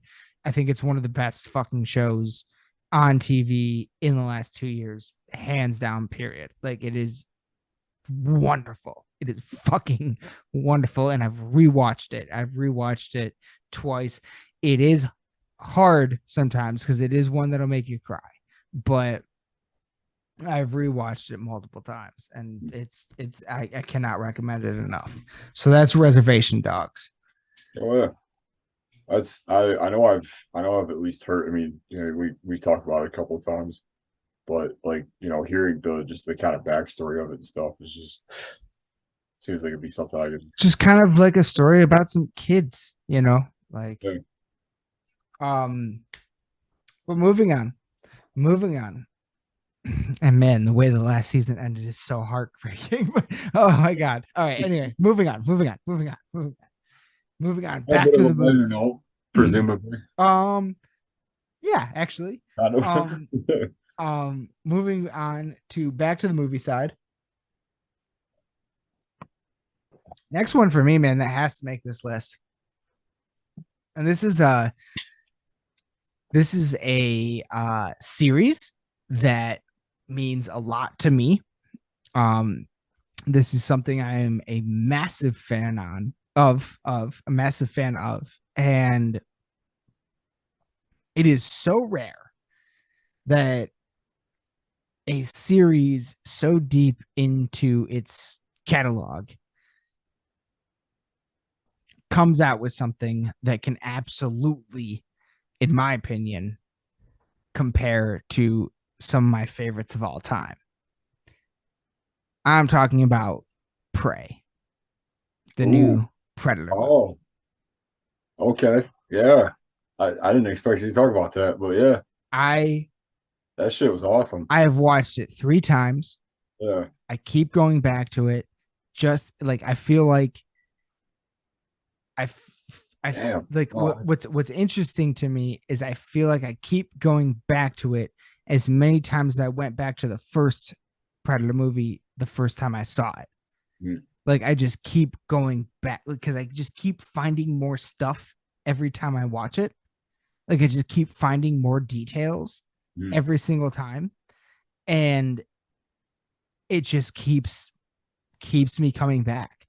And I thought, like, I mean, it is, yeah. I think it's one of the best entries in the series by far, and it was such a great approach. It would They pulled off what the Alien franchise has not been able to pull off yet, and um, and they did it spectacularly. And quite frankly, I what I would love to see is a, and honestly, I can't remember.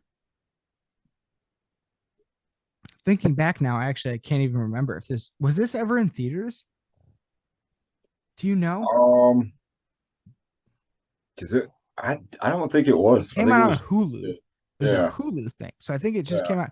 So what I would love to see is next year around Halloween time, a Fathom Events screening of Prey. I would love to see this on the big screen once Mm, at least. I would love to see this on the big screen at least once yeah. because that was spectacular. I love that movie, and I I. don't expect them to ever do a direct sequel to it, Mm, but whoever the people that made that movie, I would love them to do another one, maybe set in a different time period or something. Like I don't really know what. I had different idea. I was like, what if Predator fought samurais or something like that? Like, you know what I mean? Like, uh, I don't know mm, where you go with it, but I would love to see more from them because that was so goddamn good and so fruitful and just so full of life and story. And it was so, it there was go because and I think I even said this to you multiple times. I was like, I'm sorry, like I don't care about nothing. How does someone who lives in a tribal type society, right? Early, this took place in the Americas, so early American tribal society. We're still hunters, gatherers, bow and arrows, stuff like that. mm, How does anyone at all from that society defeat a predator? Like I going into it, I was like, I like this idea, but it also doesn't make sense if the if the predator loses. yeah. But during the course of the film, changed my mind. Yeah. Oh, Changed my mind it was. completely. Yeah. Completely. I was like, oh, Yeah. it was so exciting. It was so exciting. So it was like I loved it. So yeah, I just love that movie. Yeah. I'm such a fan of, like, there's a couple of things that I love when it's done really well. Is like, because this was basically like the story of somebody trying to prove themselves. It's like it was an Yes. underdog story in a sense, Yep. which I love. I think that's always because there's a lot of like strength in It's that. There's a lot, Rocky. yeah, man.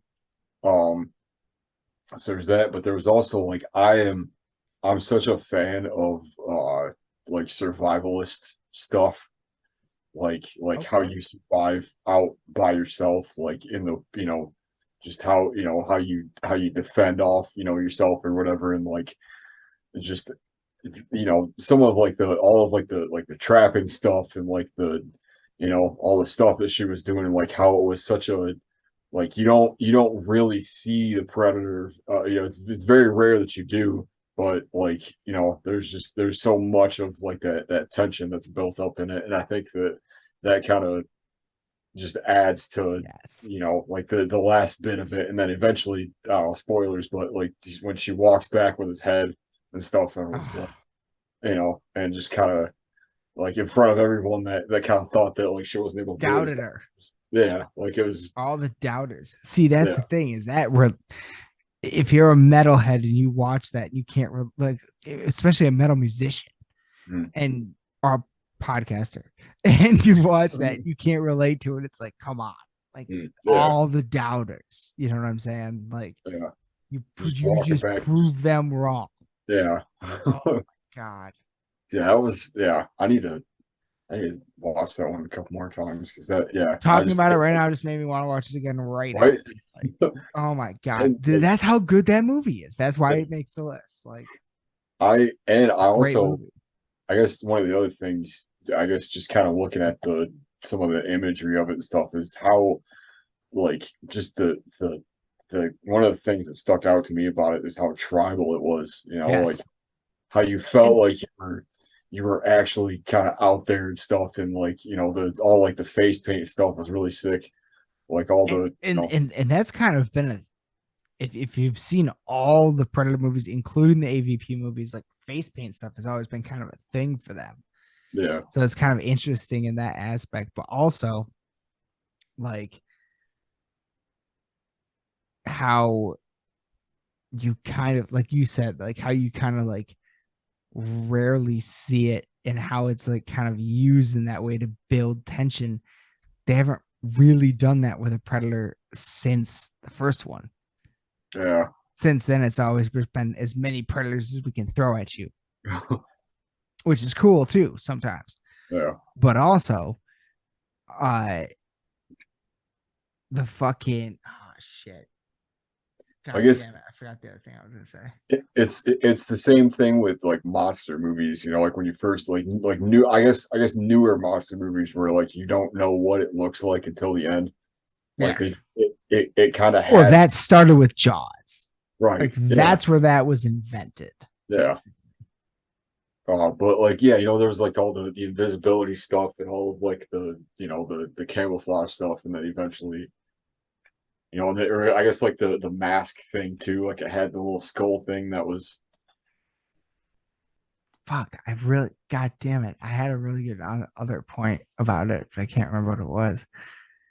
Fuck, I'll probably remember it in a minute, but talking about like underdog stories and like metalheads and like being able to relate to that and stuff. no. It was something after that, but it's all good. It's all good. But either way, that movie stood out to me far and away above I mean, that there it is. That was the other point I was going to make. Had we done a list like this, and I don't remember what it was, what year it was, but had we done a list like this in the same year that the last Predator movie came out, Mhm. that movie would have not made the list. Yeah. So this one stands out above even its own franchise in a lot of ways. So that's just another point I wanted to make. As much as I love the cat, like that last Predator movie had every piece of the puzzle that should have worked. The director, the cast, the special effects, everything should have worked, and yet it just did not. So it just didn't. So but this one does, and it is one of it's kind of like a Skyfall of Predators where like nothing can ever really beat the first one because that one started the franchise, but this one kind of stands apart from the franchise where like it's good on it. You can see this movie and it can still be good without ever having seen any of the others, just like James Bond Skyfall. That's fair. It is kind of a one-off, like Yeah. as long as you understand the character and stuff, you're like, what Yeah, I don't even think you have it to. is. I don't even think you have to. The only thing that you'd miss is the gun. The gun that shows up in Predator 2. Yeah. And that's only for deep cut franchisers like me. So so Prey makes the list. Hands down, absolutely. You want to take a quick break real quick? Just for a second? Oh yeah, for sure. Right now. Next one we're talking about on the TV side. And the only reason why we're talking about this one is because we haven't done an episode like this before. And they came out with new content this year, and it is absolutely one of the funniest shows ever to be on since The fucking Office. What We Do in the Shadows. What We Do in the Shadows. What is it, Aaron? Season 4? Is that what came out this year? Fuck. Wow, I think they're like 8, right? Fuck me. Maybe. I don't fucking know. Maybe I'm wrong. Hang on. I don't fucking know. No, it's just 4 seasons. Oh, is it? Okay, yeah. Oh, wait. Oh, and it started in 2019. Okay, yeah, there we go. Some way off. I don't fucking know. It is one of the funniest shows ever made of all time. Like, it is real. It is totally rewatchable. It is something that you keep coming back to because it is so goddamn funny. Mm. I really want to. Oh, there we go. Okay. If you don't know, basically like what it is it's a like a I don't know if you call them like I guess like a family of It's The Office, but it's a group of vampires living in a house. Yeah. So there's like the cutaways and stuff, and there's like the Oh like, my god. the little like the jokes about just what like I guess like how a vampire would see the world and stuff, and like just certain things. But they're all fucking idiots. Yeah, but it's all so. And I will say that like I went this year because the original movie came out in 2014. Yes, yes, and this is all based on a movie about Taika Waititi. Yeah, and there's another writer too. I think I can't remember his name right I watched that for the first time this year too, and I was like seriously? that yeah. Oh man, That stands up by itself it's very funny. in general. Like that Very has fun. yeah, because it's different cast, different writing and stuff. That's just like kind of a one-off story, but like yeah, the I'm trying to think of some of the stuff that happened this season. Well, there was obviously there was the birth of Little Colin Robinson. yeah, baby Colin Robinson. Energy vampire. But the first episode, because the end of the last season they all disperse. Yeah. And then the first episode is them all coming back, and Laszlo has been at the house the whole time raising baby Colin Robinson. Yeah. And then Nadia shows back up, and Nandor shows back up, but fucking oh shit, Guillermo has been like in a box for a week. I shipped them. Dude, that whole fucking episode was fucking hilarious. I'm looking through like the titles of the episodes right now, and oh my god, and they had the genie episode. Yeah, the genie showed up in this season. Yeah, dude, this is a great season. Like, yeah, no, so that's why I had to mention it, because it's just one of the funniest goddamn shows on TV. And quite frankly, when you follow the track of television, usually the best seasons are going to be in from 1 to 4.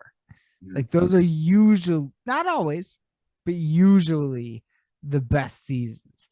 And that was season 4, and the first 4 seasons of What We Do in the Shadows have been fantastic. So that's why What We Do in the Shadows makes the fucking list. I want to say 2 things real quick.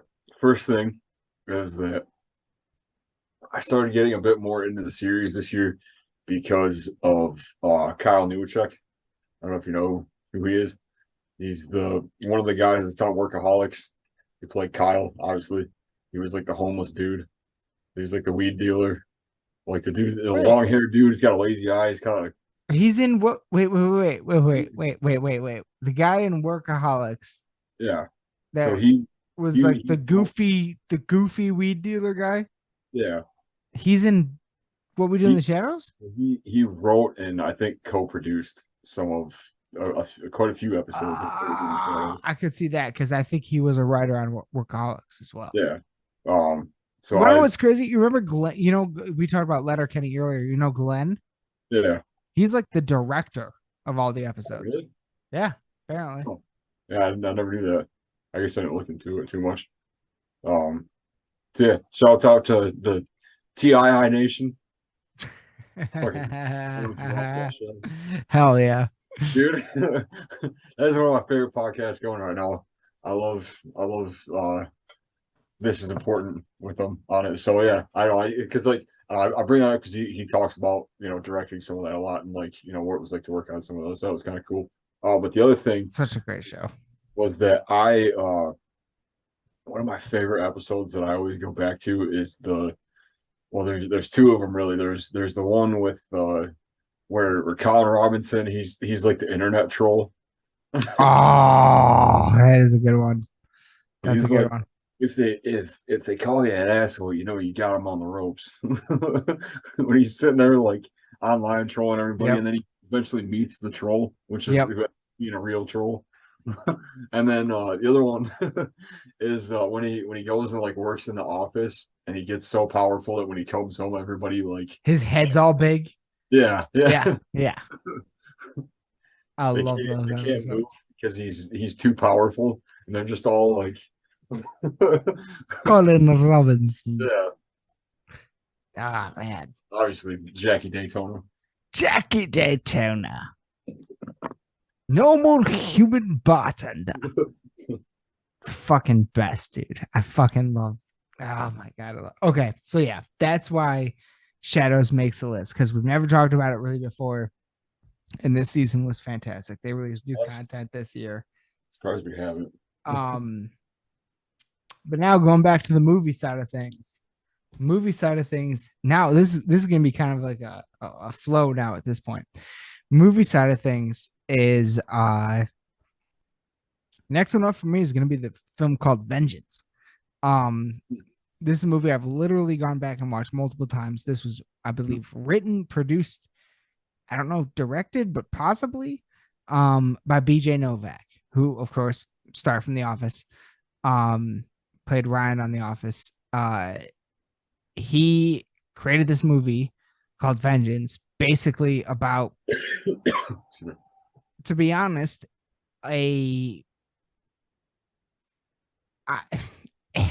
if you've ever watched The Office, which hopefully most of you have,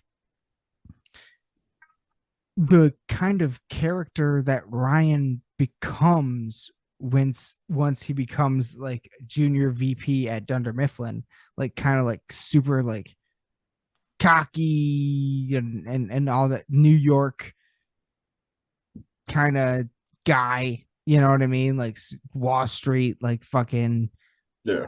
like that kind of guy. It's like that kind of guy. The story of the film is that kind of a guy who like hooks up with like a ton of different chicks and all that stuff. And this is no spoiler because this is like the first 10 minutes of the film. It's in the trailer. Okay.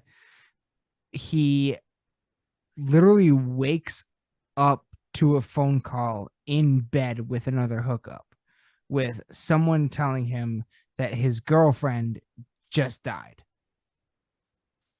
in buttfuck nowhere, Texas, Abilene, Texas, which is like they make a point in the movie to say it's like literally nowhere and like hours away from the closest airport, kind of a thing. And he goes there to go to her funeral, and to do like he's doing a podcast. Yeah, that's the other part. He's doing a podcast. And her brother picks him up from the airport, and he's like, she didn't die, she was murdered, and we need to solve her murder. And so he decides to like do a podcast about this situation. And like the dude, the bad guy from Logan is in it, which I can't remember his name right now, but he's popped up in a lot of my favorite things, actually. Real quick, hang on. I actually want to say his name because I really like, he's been in a lot of stuff. Bobby Holbrook, because he was in Logan. He's fuck me. Hang on. Bobby Holbrook was in Sandman, The Predator, which is the last Predator movie we were talking about. Vengeance, Narcos, The Shadow Man. He was in Logan, and he was in The Cursed, which you know how much I loved that movie back from 2021. Yeah. That's another one I've watched a bunch of times.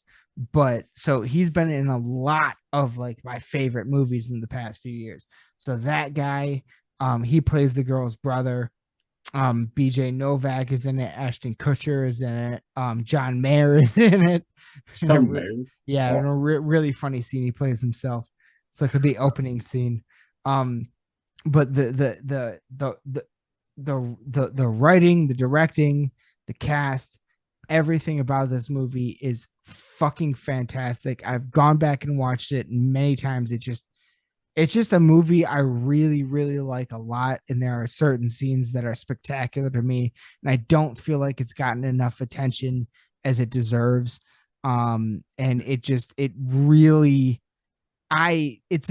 actually funny that you said that earlier. It's another one that I think I went to the theater and I was alone in the theater because I really wanted to support. I thought the trailer looked great. I wanted to go see a movie. There's really nothing else out. I wanted to support BJ Novak, and I went to the theater, and there was like me and maybe like one other person in the theater, and I sat there, and my mind was fucking blown.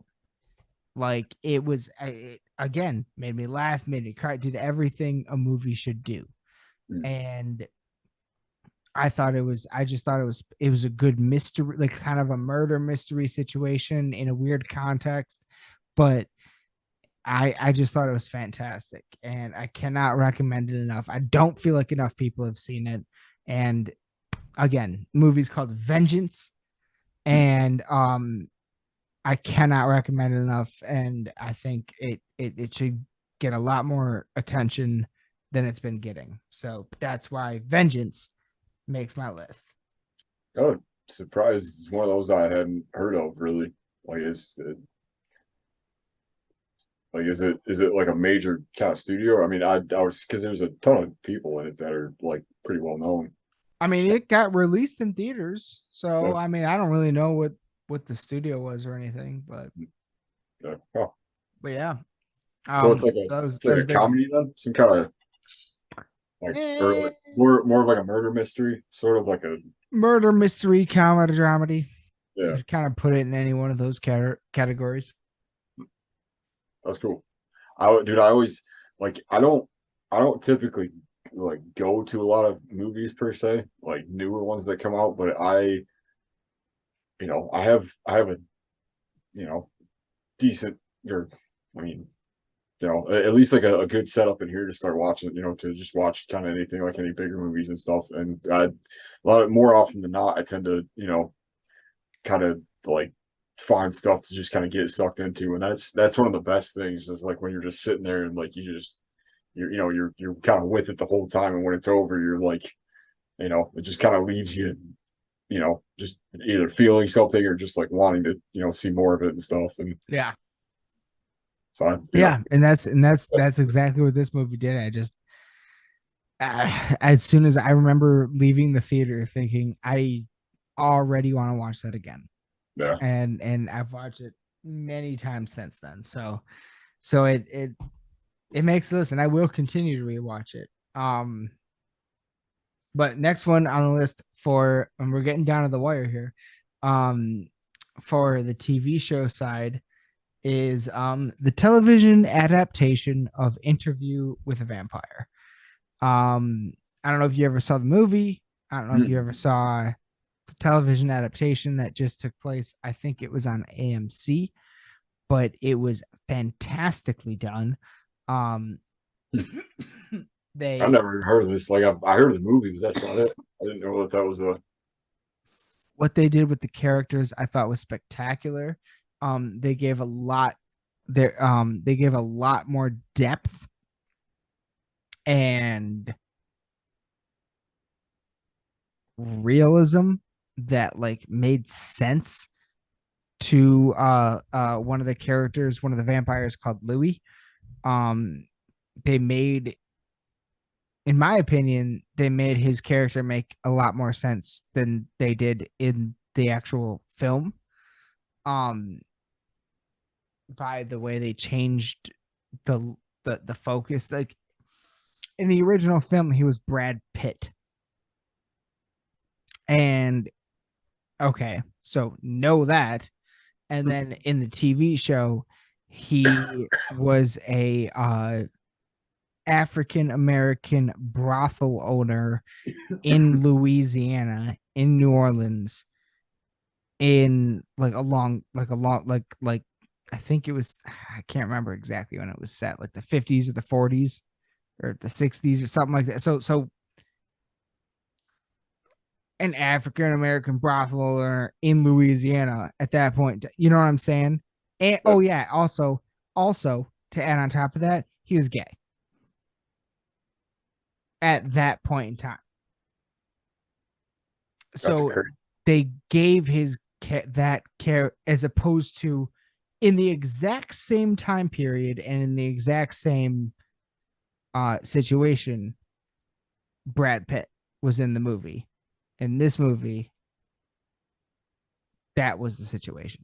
So is quite a bit more depth to the character, as you could imagine. And it was beautiful. It was just beautifully done. It was the writing was amazing. If you know the movie, it's still a good movie. Don't get me wrong. I'm not taking anything. I'm not talking shit about the movie here. Like, it's still one of the best vampire movies ever. But this took it to a different level, and there are characters in the movie that aren't really in the show, which makes me excited for season 2. And I just thought it was so brilliantly done, well casted, well written. Like it you know, it's not very often there's a show that's going to come out that's going to be good enough to where I'm going to continue to watch it week to week if that's the way it comes out. Yeah. This one I couldn't wait every week for a new episode. So it was just once the show was done, the thought that went through my head literally was, oh my God, vampires are cool again. Like, finally someone made fucking vampires scary and cool again. Like, this is the fucking kind of vampire I want. Like, these are cool vampires. So that's what went through my head. So that's I thought it was brilliantly done. I've always been a fan of the original film, and I thought it was a brilliantly done reboot, a different version of the same story. I just thought it was wonderfully done, and that's why it makes the list, I think. And I can't wait for season 2. And it is a season. It is, I have not yet, but it is a season of a show that I would totally be willing to rewatch because it was that good. Like, I thought it was fantastic. It's cool to hear that type of thing is coming back around. Like you kind of started to see a little bit more with like werewolves and stuff within the last few years. Like, I kind of wonder, like, I mean, Bigfoot and stuff. Like obviously I feel like that's more of a Midwest thing, but like um like vampires and stuff were for a minute like really like the main story thing, and kind of got a little, I don't know, I want to say like I don't know, commercial or whatever, but like Well, you know what I mean, like goofy. yeah, yeah. Got a Yeah, little goofy there for a minute. So no, so yeah, it's no, just cool to see him. No, and I get what you're saying. And it was this was an example of them coming back to mm, what we just more scary, yeah, not sparkly. yeah, yeah, So I don't know. I mean, come on, is that not what we're talking about here? Like, so yeah. it was great. It was great to see, and it's a wonderful show, and I highly, highly recommend it. So let's get into the next movie. And again, we're getting into the final parts here. The next movie I'm gonna say on my list, absolutely, absolutely, hands down, the Batman. Mm, Absolutely.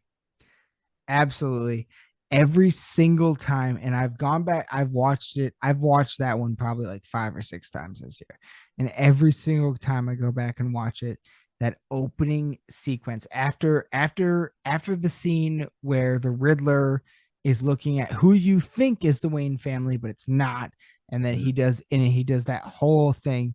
And then it comes in with Bruce Wayne's narration, October 31st. Like, no, yeah. the city. Like, and it's like raining, and like that whole opening sequence that ends with him in that subway station fucking walking out. Fuck, Mm, dude. And then that honestly, dude, that whole movie, like it is, I cannot think, there's I can't think of it. I can't think of a superhero movie besides like Endgame or Infinity War that since Batman begin or since the Nolan Batman trilogy, where once it's on, I'm sitting down watching the whole thing no matter what. yeah.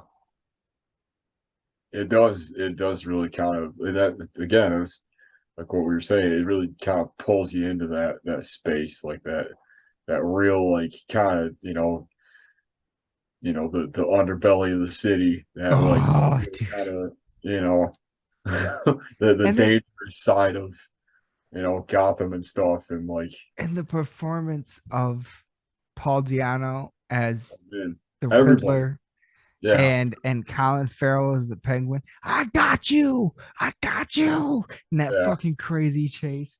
Like, and then on top of all of that, They did a lot with that movie. Like that was though, like you see the movie and it's amazing, and it's like you said, addicting in a sense. Like you once you start it, you can't stop it.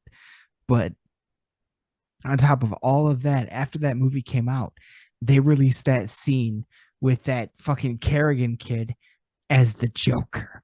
oh yeah, And yeah, it's like, oh my God, that was so fucking gnarly, dude. That was yeah. so fucking good. I was Oh, almost like I'm glad that they put that out, but I'm almost at the same time kind of glad that it wasn't in the movie, because I felt like I the whole time there was that anticipation of like, I are they would gonna do something with him or are they not? And I would love though. I would love for them,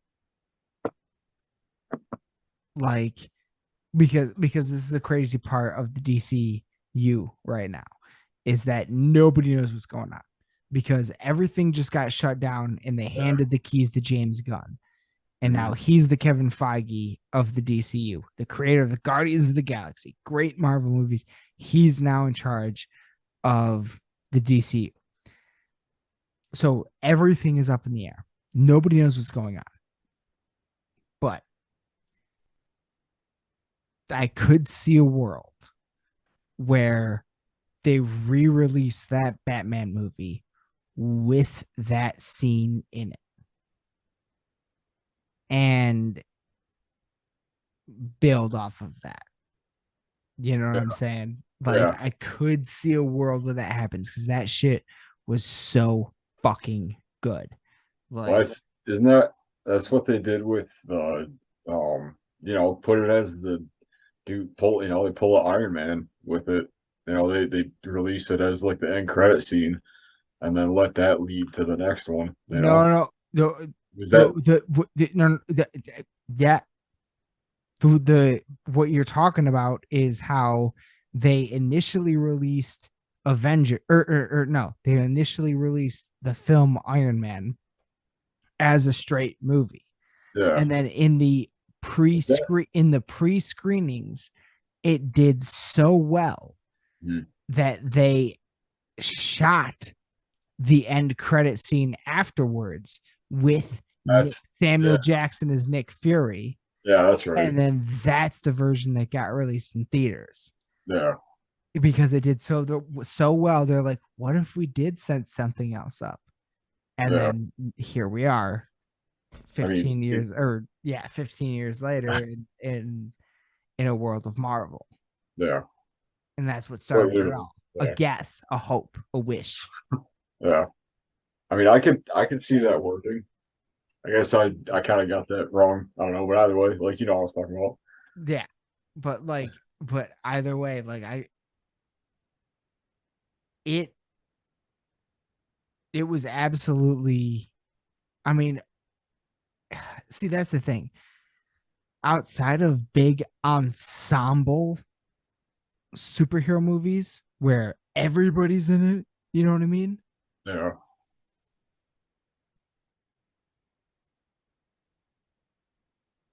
Honestly, dude,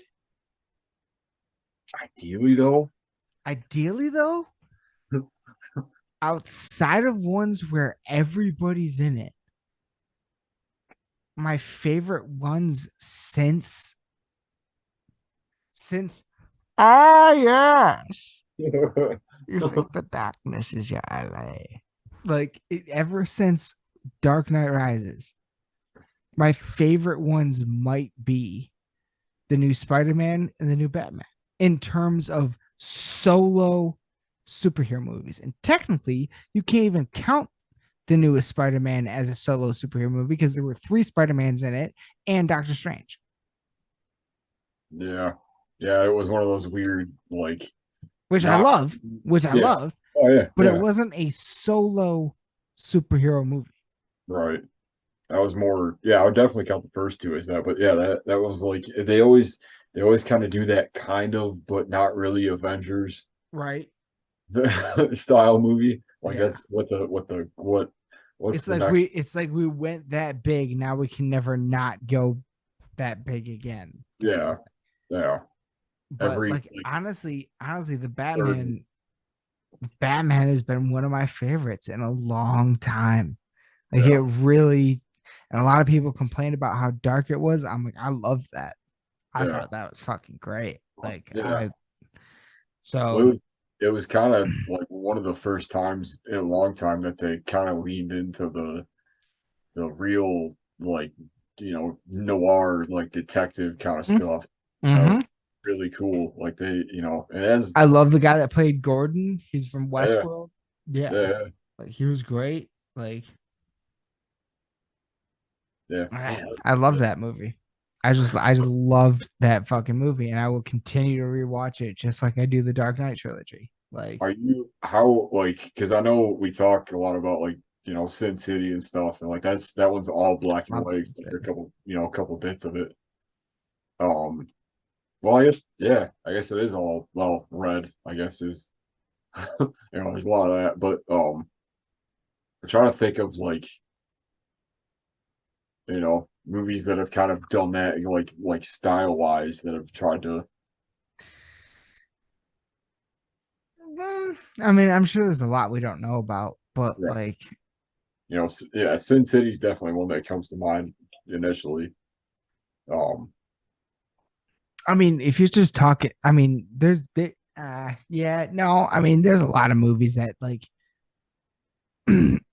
use like heavy color. Like that actually there's another one on this list here that I think kind of does that. Oh yeah. Um so it's yeah, I think that's a fairly every single movie uses a color palette. Mm. You know what I mean? Every fucking I'm just director starts with a color palette kind of a thing. yeah. I guess what I'm getting at is more like this one. This one to me, well, I guess But more, it does feel more noir. That yeah, is for sure. like a, There's no doubt about that. Yeah. like Yeah. the lighthouse kind of like it's Yes. Yes. sort of you sort of forget that it's in You like could and you like could say the same thing about the fucking Northman because yeah. that was directed by the same guy that did The Lighthouse. Oh, really? Yes. Oh, that's crazy. Yes, the Northman was his next movie. Wow. So, yeah. So Yeah, it's very much similar in that film as well. Yeah. man, that's a what a joke. Oh, anyway, I learned something today. Cool. All right. But all right, on to the next. On to the next TV show. And we can kind of blow through this one because I'm sure not a lot of people have seen it. But this next one is The Offer. And this was a TV show, I think on Paramount Plus, and it was about the making of The Godfather. Um, and you know how I like making of stories. Oh, yeah. And again, this is in no particular order. I'm not saying this is like above anything else, but this show I thought was absolutely fantastic. It was about the entire making of The Godfather and actually got me to sit down and rewatch Godfather 1, 2, and 3 straight through.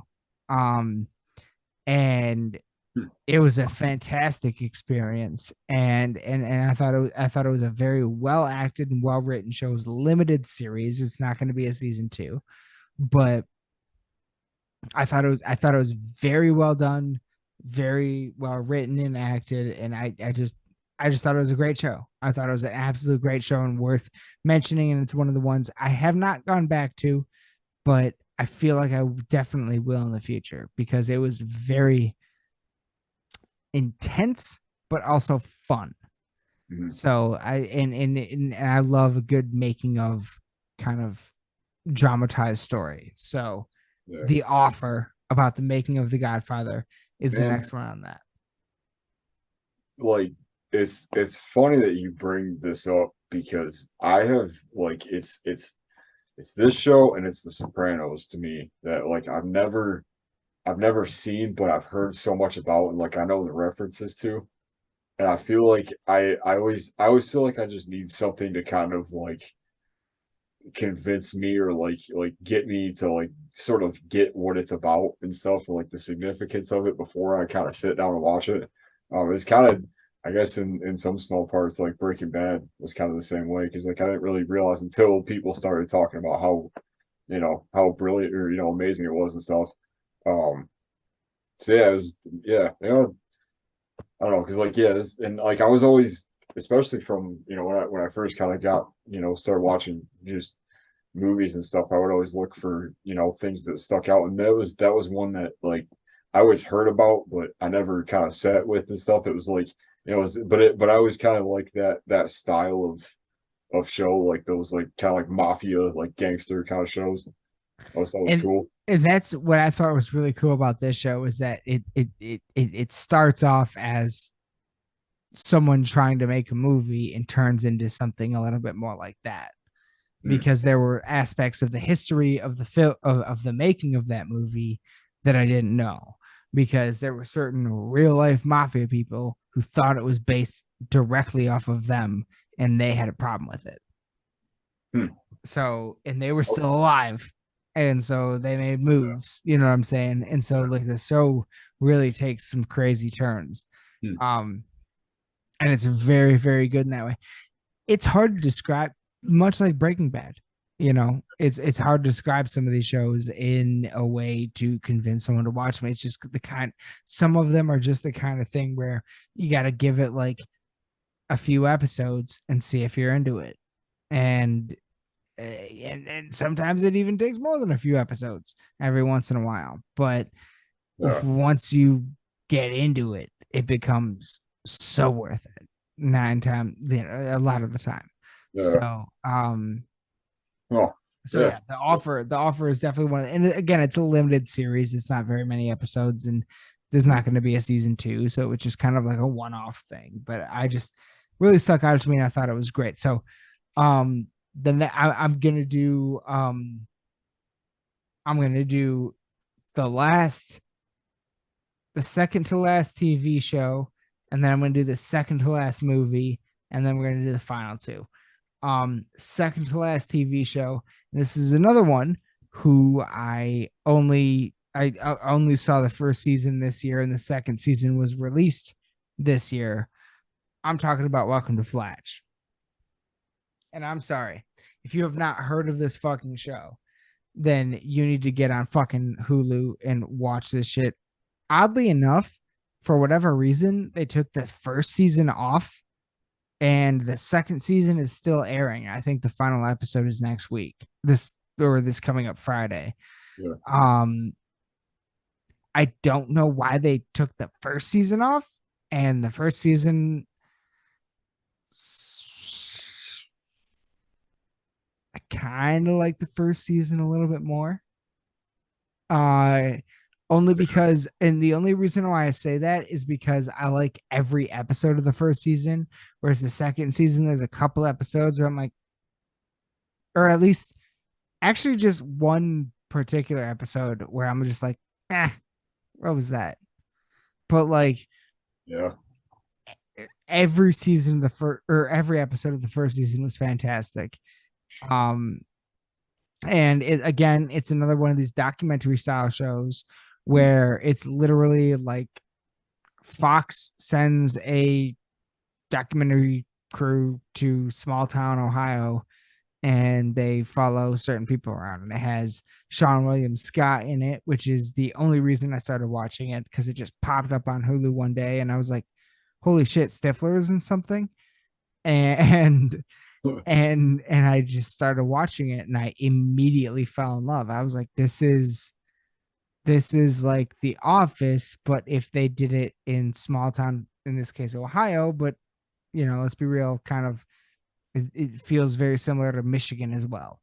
So it just like I really connected with it right away. I connected with the characters right away, and I just think it's an absolutely fantastic show that is not getting the recognition it deserves, and it is and I hope it gets a season 3, and I just hope more people watch it, and because I think it's very fucking I think if it only gets 2 seasons, it could be a show that people discover later and are like, we demand a season 3. You know what I mean? Like it's that kind of a thing. Yeah. I think it's that good. So yeah. And the season 2 just is still airing, but was out in 2022. So I wanted to mention it. Yeah. I think what I enjoy about it is, to your point, is like there's so much of it that, I mean, like small town Michigan, small town, like small Midwest town, like, I feel like I've met some of the people that are on the show personally. Yep. Like I can think of people that so fucking relatable to the Midwest. Yeah. And they're the 2 main characters, like they're get rich quick schemes and stuff, like trying to like, like Kelly I think, and Shrub. Yeah. I was blanking on the names of it, but yeah. Shrub, his whole thing with his dad, trying to find his dad and stuff, and always like he never fully finds him, but like he's always getting in, situations where like whatever he does get into is like just has some kind of funny like aftermath to it, or like ending. throughout the whole show. Yes. And kind of the same thing with what was her name? Is it Kelly. yeah, Kelly. Like her, she's like trying to, connect with her dad and stuff, like just like the pilot stuff. And Yep. then like Yeah. thing Oh, yeah. That's a great episode, actually. Yeah. but yeah, just I don't know. Like it kind of like I said, it reminds me of just, like just small town life and like kind of the same thing. It's kind of the same way that, Letterkenny sort of resonated with me a bit because it was like I guess at It's first, kind of the same thing. Yeah. yeah, like just the groups of people that hang out in that town, like what life is like and stuff, and like the gym style camera work with Kelly, like just their like the little like the way that some of the scenes end, she's just kind of staring at the camera, like the She kind of cutaways. has looks. She kind of has specific looks, kind of like Jim did on The Office. Like Yeah, there's like yeah, looks to the camera that are like, what the fuck? Like, yeah. I love that. Really, like I feel like we're fans of like documentary style stuff because I feel like Definitely. it like I like to It me what I've always liked is just that the improv, the the chance to the improv feel, the off the cuff feel, the off the cuff feel of it combined with the documentary style. I feel like, or the improv feel of it. Yeah, I feel yeah, like all of that combined, for some of us in our generation at least, replaced the sitcom, the yeah, laugh track. yeah, definitely. Yeah. That's a good take. Yeah, because you did kind of start to see like especially like the end of the last, I guess the last like 5-10 years probably like see less of like the Big Bang Theory style. Yep. That was the last one. That was the last big one. Yeah. Yeah, and then now it's like this kind of like quick style, like kind of like sort of dry humor, but also like just stuff that you can, is like a bit more relatable at Right. times. Right. Yes. I don't know. Absolutely. I just yeah. As soon as that was one of those shows that like as soon as you showed me an episode of it, I think it was like the what was it I uh, probably showed you the Halloween episode. yeah Ellen yeah Head. Ellen Head episode. they go out to the woods and stuff. Yeah. Yep. Yeah. It was Uh, almost like Blair Witch Project. yeah. Yeah. So that was kind of like the start of it. I was like, all right, I gotta check this out. And that's actually a perfect segue into, until I get, this is the last one, and then we have the final show and movie. So before we get to the finals, the final movie that I have to list right now, that's a perfect segue right there, is Nope. Mm. Absolutely the best. I mean, the best alien movie since Prey, since Alien 1, like one of the best alien movies of all time. Oh, yeah. Why wildly unexpected in terms of the creature design. Um Unbelievably well acted. This is a movie directed, everything produced. This is a movie that I have seen. I saw this in theaters. In theaters. I think I saw this 3 times because I could not get enough of it. It was like Mm. it was like it was like Jaws in the sky. Like it is such it I mean, and I'm not taking anything away from any of the other movies. I love them all. But for me, this is my favorite Jordan Peele movie. Hands down. For me. This is the one that I've rewatched multiple times.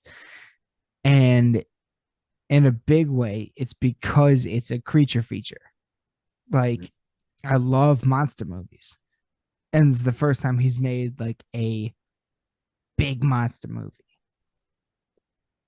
And I thought it was executed so fucking spectacularly in every single way, from the design of the creature itself to how it was defeated to all the reactions from the characters, how they tried to like everything they did in response to it. I mean, the whole fucking thing was just so expertly executed to me. I loved every like from the I think the first time that I saw it, I wasn't alone in the theater, but I was like I went alone. You know what I mean? So I was like sitting by myself watching it. Mhm. And I'm sitting there watching it going, especially at the end, like I remember thinking like this is gonna be huge. Like this is one of the best fucking things ever. Like I remember thinking like how much I loved it the very first time I saw it. So like it yeah. So that has to be high on the list. And um yeah, that's until we get to the final two. We're at the final two now. That for those reasons, that is why Nope is on the list because it is absolutely one of my favorite fucking movies about an alien that I've seen in a very, very, very, Yeah. very long time. Yeah. Like I very kind of very much the same. Like it was kind of a weird situation, but I saw it the same way too. Like it was, and like I don't, like I said earlier, I don't really go to, you know, movies a whole lot by myself and stuff. And so like when I did, and I had the chance to see this one and stuff, like it was one that I left. I was like, I what? It just kind of, I was like, you know, I know what it was about and stuff, and like, but it just it has that rewatchability to it because like now that I sort of know where it's going and stuff, and just the action, like I've seen it since then, and even you know even since it just it took on a whole different you know a whole different you know feel to me. But yeah, just like you know some of the like he did some stuff that nobody else had ever kind of touched on before. Like one of the things that always stuck out to me was the bit where he's in the car, like he goes to the car and Oh my god, and it rains blood. yeah, yeah, and like all like the radio stuff. Yeah. Like I was sitting out there, like Oh yeah. battery Yeah, guys, he's sitting there, and he's like, the fucking dun dun yeah, dun. and like so I saw that, and it wasn't until we started talking about it, you said like he made you know he made Jaws in the sky, and I was like, what the fuck? Like, yeah, that's exactly what it is. And I was like that, you know, so like the second time I watched it, I was like, that makes all of this make just that much more sense and stuff. And like there's just but I'm still like, man, there's stuff about it that I still am trying to, you know, like it's one of those like when I was walking out, it made me just think about it. Like it just It's stuck with me. And it's it's still, you know, it's certainly another one of the ones where every time you rewatch it, you see something new. yeah. Every fucking time I've rewatched it, I found like something about, oh my God, they teased that there. They did that there. They set that up there. Like every single fucking time I rewatch it, I see something new. Yeah. And that's another reason why I love it. And I just keep it is yeah, it's definitely one that I will keep going back to. I fucking love that movie. Yeah. I think in terms of I mean we talked about him before like we're I mean it's no secret we're giant Key and Peele fans, but I think that Cool, yeah.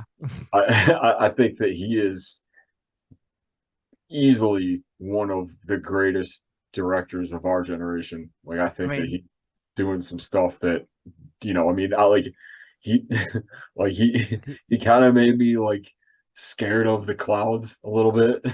he's Like yeah, you know yeah. Like like he's got a hell of a record so that. far. Um, I think that because like yeah. after that, I think I came home that same night and watched at least Get Out, or maybe it was a couple nights after that. But like that one, it has a really different feel to it. But like the visuals and stuff, and like the way that he even us is just like there's a real like it's a surreal like you're in this world, and that's like and even this new one it puts you in this place of like he's really good with like isolation and kind Yeah. of making you feel like you're Even in keep in mind in this one, most of the environments that you're in are like wide open spaces, yeah and yet they still make you feel isolated as just fuck. just Like, small and yeah that's brilliantly done. That's yeah that's a very good point and brilliantly done. Yeah. not many directors can do that, like not it's and the fact that like he's had pretty much three back-to-back movies that have in one way or another been kind of in my eyes like change like outside of like the like the A24 movies, and like some of those are even too artsy for me, but like I'm talking like the like Hereditary, like Sure. it's shit like that, like it's those ones that like it's that style, and for somebody to just do back to back to back like all of them to of that same level is just I don't know, it's pretty amazing. Oh So yeah. Real quick, I'm gonna pause this so I can go to the bathroom, I was hoping you'd say that because I'm and then we're gonna get into the grand finale, the final yes, show, and the final yes, movie. yes. And honestly, the final show will probably go pretty quick. Final movie might take a little bit, but No, yeah. But that I was not on the episode that you guys talked about this on. I'm so glad that I had the chance to get into this because man, this like this movie is just just fucking special. Like there's I'm so yeah. Anyway. so and now I'll probably throw in an ad right here. So quick sponsor break, and we'll be right back. So the last grand finale, my friends, grand finale, everyone. These are my top two favorite things that I saw this year. First one's going to be the show. Now, this is a show. This is an example of another one who this year was its final season. And it's just because we've never done one of these before that I feel the need to talk about it because of how much so much of it means to me. My favorite season of a show that I saw this year was the final season of Better Call Saul. Oh, And okay. we got to see Bryan Cranston and Aaron Paul reprise their roles as Walter White and Jesse Pinkman. I feel And for the record, I feel so wrong that I haven't seen this yet, but go on. it's it Breaking Bad is a show that means so much to me. I've rewatched the entire series, I think 4 or 5 times now. And now that Better Call Saul is done, I cannot wait to go back and rewatch all of it and then have it lead right into Breaking Bad. Like and rewatch that yet again. Like it is that good. It is that well executed. I am a motherfucking gigantic fan of Bob Odenkirk for a million reasons, including the fact that he like I'm a massive fan of Conan O'Brien. I love Conan O'Brien, and Conan O'Brien and Bob Odenkirk wrote on Saturday Night Live at the same time together. And not only that, before Bob Odenkirk even came to Saturday Night Live, he was working at Second City in Chicago with a one Mr. the Man, the Myth, the Legend, Chris motherfucking Farley. And Bob Odenkirk and Chris Farley together came up with the motivational speaker skit, which they then brought to Saturday Night Live once Chris got a role there. Yeah. Bob Odenkirk was already working there. So once Chris got there, they were like, let's do the motivational speaker. Living in a van down by the river is what we're talking about. One Yeah. of the most famous fucking skits of all time was written by Saul Goodman, Yeah. Bob Odenkirk. So Oh, dude. Yeah. he is a legend, and he started off as someone who wrote some of my favorite comedy bits of all fucking time, and ended up becoming an absolutely phenomenal actor on Breaking Bad and now Better Call Saul. And that season when I got to see Jesse, like it was like watching um it was like watching the new Spider-Man movie when the other Spider-Man showed up. When fucking Jesse Pinkman and Walter White showed up in Better Call Saul, I was like, yeah! I was fucking yes. Like I was losing my fucking mind. So like it got me excited, and it's something I know I'm gonna go back and rewatch more than once. Absolutely more than once. So that's why that show, I mean, and don't get me wrong, I'm probably gonna watch Flatch more times than I ever watched Better Call Saul. Well, it's different style. I'm definitely gonna watch Shorzy. Yeah, exactly. More Yeah. times than I ever watched Better Call Saul. Like there's a lot of these on this list that I'm gonna watch more. But for the reason of like none of these other shows, none of these all like a lot of these other shows made me laugh, they made me cry, but none of them made me go fuck yes, like lose my mind like that. Yeah. Better Call Saul did. That's why it takes my top spot and top season of a TV show for the year of 2022. Yeah. No, that's fair. And I think that what makes that, even more significant is just the the length of time that it's been going and for how long that 5 people have seasons. been waiting for, yeah. Been Like it's waiting for this yeah, this resolution. Yes. yeah. Well, it was like when what was it? Is it last is either this year or last, no, it must I think it must have been last year that El Camino that came out, that thing about Jesse. It was that was Maybe it was 2 years ago. keep going. But either way, like yeah, it was that same kind of feeling of like just being excited to get back in, just get back to that world again. Yes. Like Yes. there's something so specific about how, just the feel of Breaking Bad, and just that like That was 2019. yeah. Yep. El Camino? Yep. Yeah. Damn, that's Wow. all right. Yeah. Yeah. Yep.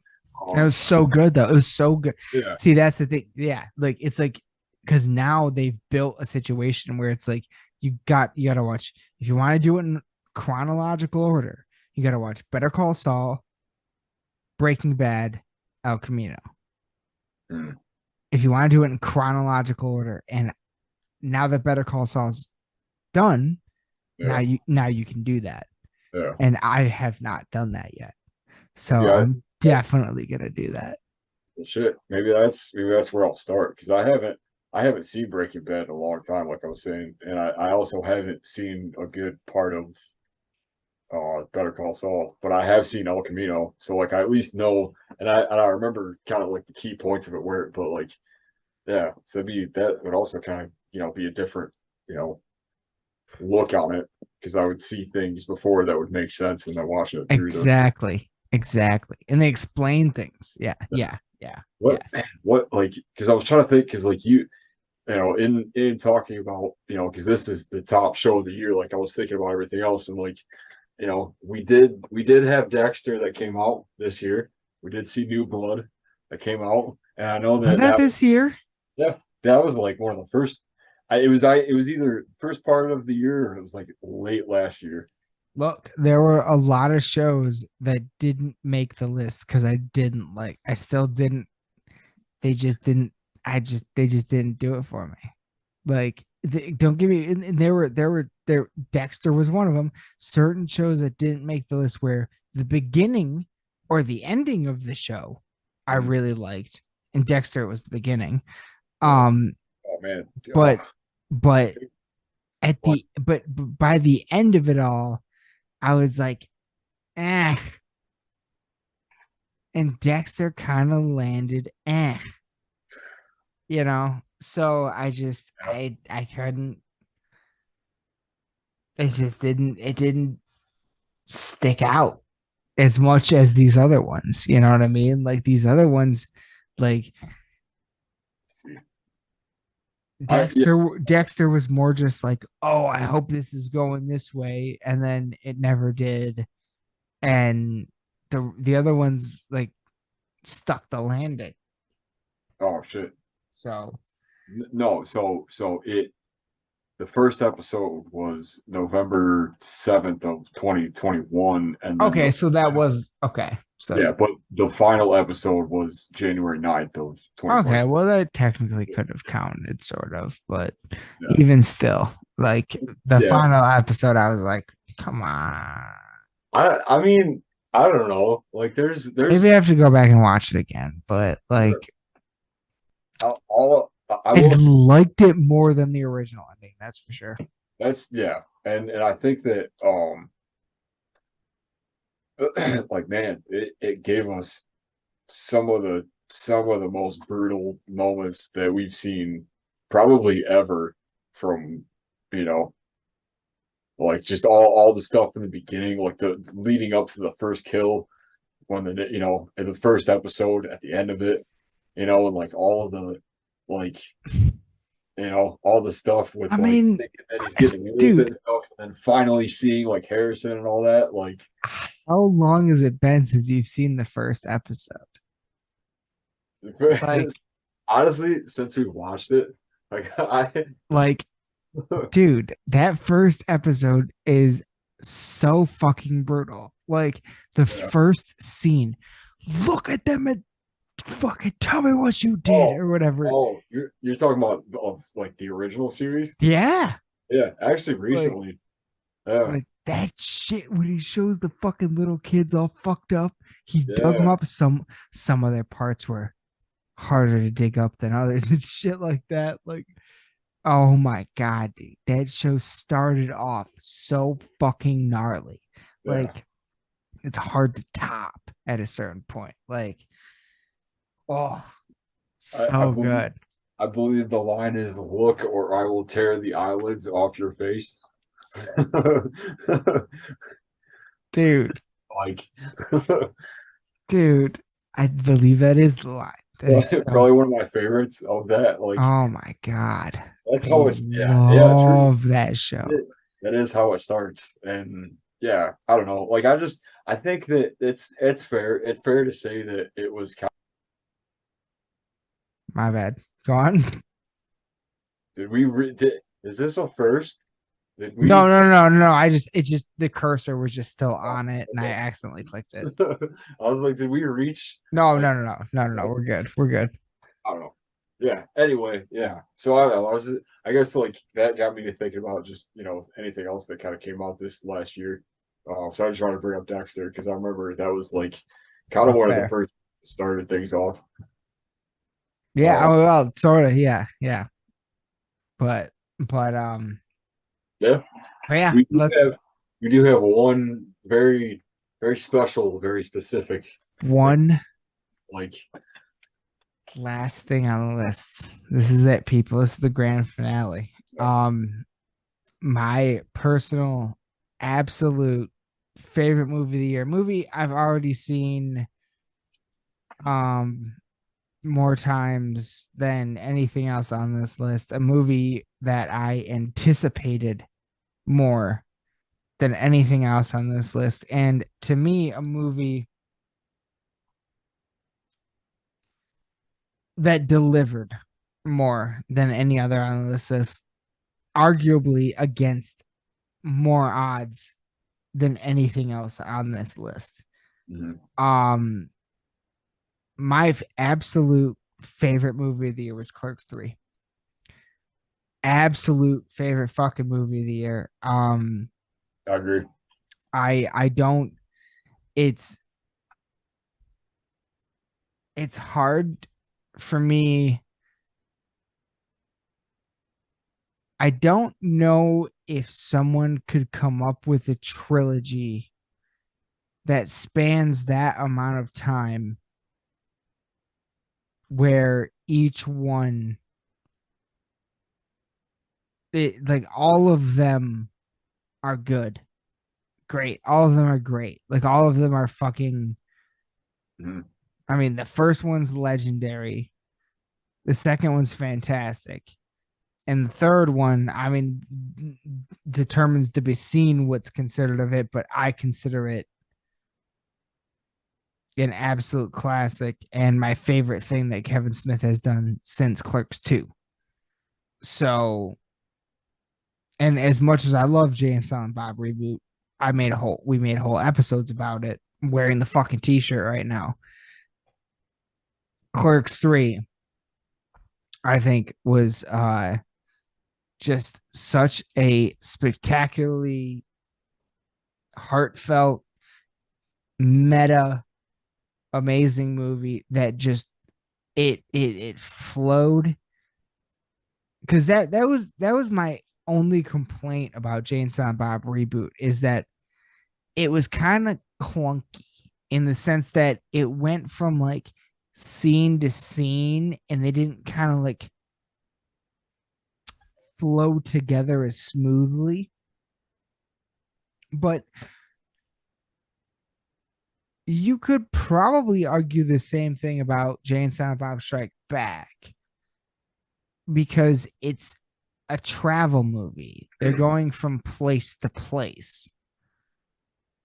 Whereas Clerks, pretty much more or less, all three of them stay in one basic location, whether it be Quick Stop or movies. So it's a little bit easier to flow with that. Or the the video store or the dispensary. But I don't know. There's just something about Clerks 3 that like I mean it again in the meta sense, you know, anybody that's a fan knows that Kevin Smith almost died a few years ago from a heart attack, and that's kind of what he makes the movie about. And the original Clerks, like the character of Randall was kind of like based on him. And he just played Silent Bob because he didn't want any to have to say any lines, so he just created a silent character. But the character Randall was always more or less based on him, and so that's why Randall is the one that had the heart attack. But then we go through, and I will not spoil this one because That's if you haven't seen it and you want to see it and you're a fan of this stuff and you've seen the other ones, then I'm not gonna because it literally less than a month ago came out on home DVD. So, and it was not wide released. So home DVD. fucking Sorry. I, Anyway, I just showed my age there, didn't I? Holy fuck. Released now on home DVD. The Lion King. yeah. Oh, Well, fuck. that is fair because Clerks, you know, Clerks was It's Blu-ray now, you mother. yeah, God. but it's I also said that to me, but yeah. I feel like Clerks was old enough to get at least a VHS. It was totally out of VHS. Are you kidding me? Yeah. That's the first way it came out. Yeah. Yeah. Like that came out in the 90s. This is how we did it in the 90s, son. Fucking, and then Clerks 2 came out in like the mid 2000s. Yeah. And then Clerks 3 comes out in 2022. Yeah. So it's like decade to decade to decade in a lot of ways. Yeah. To me, one of my favorite parts of it, and we talked about it a lot, and just being a general fan of Kevin Smith, and just knowing about, listening to his podcast for so long and like hearing him on interviews with, with other people and, talking about his story and everything. Like you really see it all kind of like this is sort of his like victory lap in a way, like kind of his like magnum opus a bit. Like he was able to sort of, Yeah. like do a But lot of things that had sort of been leading up to this. And I feel like, like I said, like being, having heard so many of the stories from this movie for so long, and then finally kind of seeing it in sort of a way that was, like you said, very meta, very like, in reference to other things in the series that unless you had seen all of them, you wouldn't get. And like, bringing in everybody that was in it before that, even like smaller roles, like just like customers that, just came in randomly, or like, just little references to things. Like it was so well done and stuff. And just, the ending of it was very, I don't know, man. Like it got me in a way that nothing else this year really did. And I think that's just cool. I was, it's something that I feel like, anytime I go back to, I feel like I'll take something more from it, because it's just, I don't know.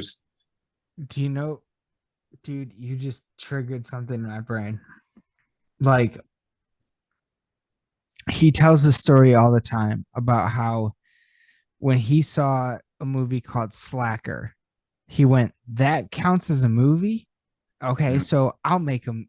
If that counts, then I can make a movie." And then he made Clerks, and he ended up making one of like, I mean, for I think for a lot of people, like really for anybody that's kind of worked in a retail situation like that before, Mm. like you and I both have, um, super fucking relatable. A Yeah. super fucking relatable story. It was one of the first times when I first saw Clerks. I was very, very young.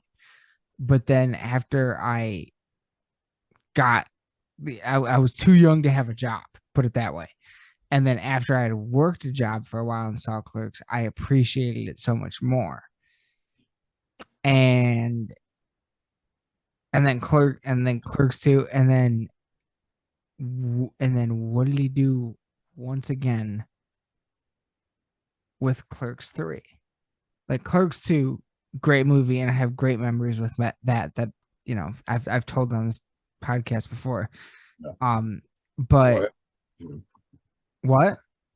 Just I was just gonna say it's just a different type of movie. Like Well, it's no, where what I was, but like, yeah. think Anyway, about what he did yeah, with Clerks 3 is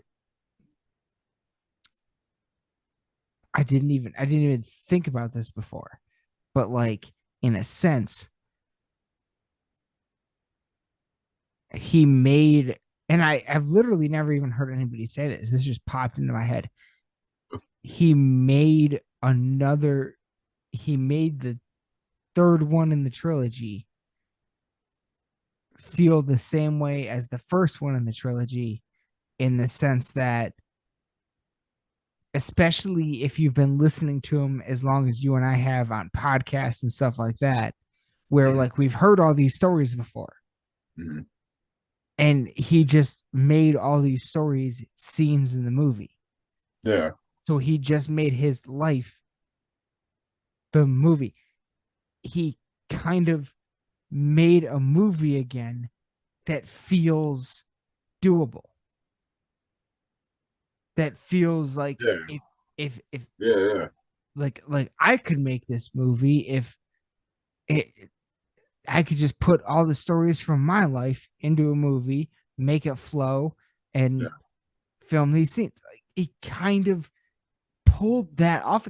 I've literally never heard him say that. Mark Bernardin say that. I've never heard anybody that what you just said made that pop into my head. Like I've never heard anybody say that about this movie yet.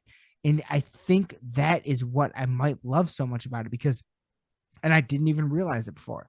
He pulled it off again. He made something just like when I was fucking like, I don't know. I think the first time I saw Clerks, I was like 9, 10, 11 years old. I didn't really get it. And then I saw it again when I was like 19, and I was like, oh, I get it. But that was actually after I saw Clerks 2, in fairness. And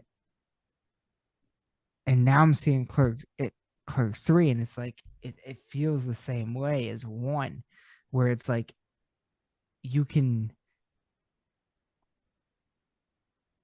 like put your like your life is your story, put them into characters, and it's a movie. Like, I don't know. I just feel like he pulled off that aspect of it again. That had never occurred to me until right now. Yeah. I mean, I think that's part of what that makes me feel like this movie is so special and why it's my favorite movie of the year. yeah. Besides the fact that it rips your fucking heart out. That was right. Yeah. Like, I mean, especially if you've been following it for as long as as you are. I mean, I've only kind of recently, admittedly, started getting back, or just started watching these again.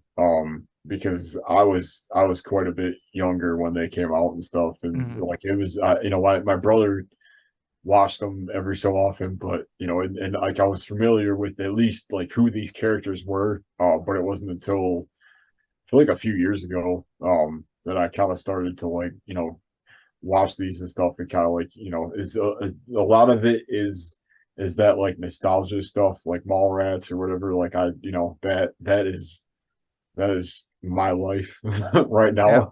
Yep. Like that's probably more true than anything. But like just to have that, like it's it's nostalgic, but it's also very like I don't know, like current, I guess. Like there's something about it that's very like in kind of like it doesn't feel like it's stuck back in that time of like when the first movie came out, um because it like in itself it kind of feels like a tribute to the first movie, which is I guess a Which bit it of is. yeah, which is what I kind of, I mean that's one of my favorite parts of this is like all of the filming of it when it's all in black and white, like Yeah. when there's bits of it where like like when they're filming actual scenes from the first movie and just kind Yeah. of like giving nods to it and stuff, how it would have actually, or how How it it probably actually happened. How it yeah, actually happened. Yeah. yeah, like that was there were parts of that that made me laugh harder than anything else in this movie. Like I just like there's so much of it that was I don't know, just really well put together. So It was amazing. It was brilliant. I'm very happy we got it. And according to the podcast he's been doing since then, or since excuse me, since the release of the movie, um apparently Lionsgate is very happy with the profit margins. So they're asking him, what do you want to do next? So hopefully we get something new sooner than later. Maybe in the for years now he's been writing a Mallrats sequel. One time it was a movie, one time it was a TV show, potentially for Netflix. Then it went back to a movie. So maybe some kind of like a Mallrats thing. I mean, in fairness, he was writing Clerks 3 for like over 10 years. yeah. And it went through many different iterations. So Do you imagine like because that was one that I within the last few years I saw like either just like fully all the way through, and it was like, man, it really is, it's a snapshot of just how malls everywhere were. And yeah, I and when you said that I was like, how would you possibly do that now? Because it would be about the decline of the mall. yeah, Ultimately, is what it would be like, yeah, and that well, at least that's what he has said. I've heard him say on yeah. podcasts before. Oh So, man. um, Like who knows what the iteration now would be. but Yeah. he's been wanting to do that. He's been wanting to do a hockey documentary. He's been wanting to do Moose Jaw. So who knows? Who Yeah. knows? He's Tusk. He said Tusk 2 was coming out. So who knows? But either way, Clerks 3, absolutely favorite movie of the year.